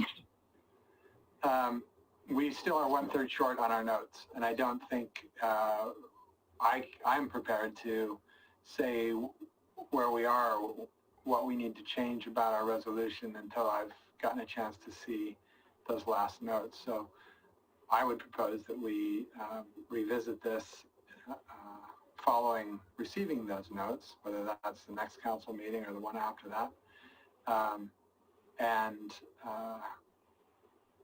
and then walk through that question. Also, as a reminder, we will be bringing back a much bigger conversation on the mental health question that the chief raised briefly in his report. So we have this, like we've all been saying, this is just the beginning. So there will be many, many, many more conversations and work and changes ahead. Okay, so what I'm hearing from the mayor is let's wait. I agree with his reasoning. I think that's really sound. We are planning on getting those notes to the participants later in the week, early next week at the latest, and then we give them several days to review those in advance. In this case, those notes are done in Spanish and translated both directions. So there's an added step for us of just making sure that the content is usable by everyone. So it's going to take us a few extra days. So are people comfortable with us waiting until sometime in the next month and a half? Is that fair? I'm certainly comfortable with waiting, and I also think that an added factor this evening is, I mean, some of us, I know it's more than just me. We have sore throats, we have nasal cavities that are all this stuff that's been in the air. We have family we're worried about from the fires, so on and so forth. Thank goodness we're not in the evacuation area any longer, but hey, my car's still packed. I'm ready to go in case I have to. So, I don't know what this fire is going to do. So I think that's on our mind, and I appreciate the mayor's thought that we need to have all the information so that we can have a more robust discussion. And we should probably schedule it for earlier in a meeting rather than later in the evening. Yes. Technically, when we started this, it was going to be at 7. I know. Just so we're clear. I know. Well, that was our fault. No, That's what I heard. I think that was an over-optimistic schedule. Right. there was some of that too, all on that. Yeah. So I think, we have a number of ways we can do this. Honestly, if we're waiting until this third meeting in October, which is a month from now, then I'd almost rather wait a couple weeks to make sure we have the equity person on board to participate in the conversation. That's a good idea. So I'd like to see where we are with that hiring process before I set this definitively, but it's probably going to be later. We'll see. But we will do this soon. And I have been emailing the community members who have reached out to me. And actually, on that note, I think this is a great slide for me to end on tonight. If you are a BIPOC community member here in Milwaukee, and you are interested in being more engaged in this work, my email is the top one. So overA@milwaukieoregon.gov. Please email me. I have a regular email that I send out to our BIPOC community members so that they know what's going on and that they know when various opportunities to engage if you're interested. It doesn't mean you have to engage. It means that you get to be in the know first. So please consider sending me an email so that we can add you to that list. The benefit of that list also that means that all the things we talked about when we were going through the listening session notes is that we need contact information because it needs to probably be a personal invite. And so in order for me to contact you personally, I need to know your email or your phone number or how to reach you. So this is something I'm asking so that we can do the level of engagement that we feel like is really important in this case as well. Also on here is Ken's contact information. He's the gentleman who presented the stops data, and then the chief. So all of us are available to you if you have questions or concerns about tonight. Feel free to reach out to us directly. Chief, did I miss anything? No, I think that pretty well covers it. Okay, I do just want to call out the chief for being so engaged in this work. He has been my partner through this. His commitment is commendable, and I appreciate the kindness and personal generosity he has brought to his thinking and his time. So thank you, Chief. I really appreciate it. I was going to make that point about both of you. And by extension, a lot of staff, but we are in the midst of a pandemic. Our county is on fire. Short of locusts and aliens, I think we are pretty much every bad thing that possibly could happen is happening. Don't give it any temptation. And at the same time, you two are working your butts off on this project, which I can't say how deeply I appreciate. Yeah. So I really do thank you both for the time and commitment and effort and true heart that you're putting into this. Here, here. Consistent with that was the attendance that we had at the third listening session, which was during COVID and during wildfires with everybody at varying stages of evacuation plans. I was really humbled by the I think well over 90% attendance at that, because it does show the community is truly engaged in this. So that means a lot to all of us, I know. Okay. With that, I have to stop sharing. I've never done this before. I'm learning. Normally other people do this part. I think that that's everything that I have tonight then. Is there anything else that we need to talk about around this, or can I encourage a motion to adjourn? Encourage away. Somebody? I can't make the motion. I would move, I will, wait. Yes. I would to adjourn. See, Will is better at this than I am. Well done. We need a second. Did we get a motion? Did you finish the motion? I did. Oh, okay. I thought you got halfway through it and then passed it off to Wilda. But it has been moved and second to adjourn. All those in favor? Aye. We are adjourned. All right. Thank you, guys. Thank you. Thank you. Thank you.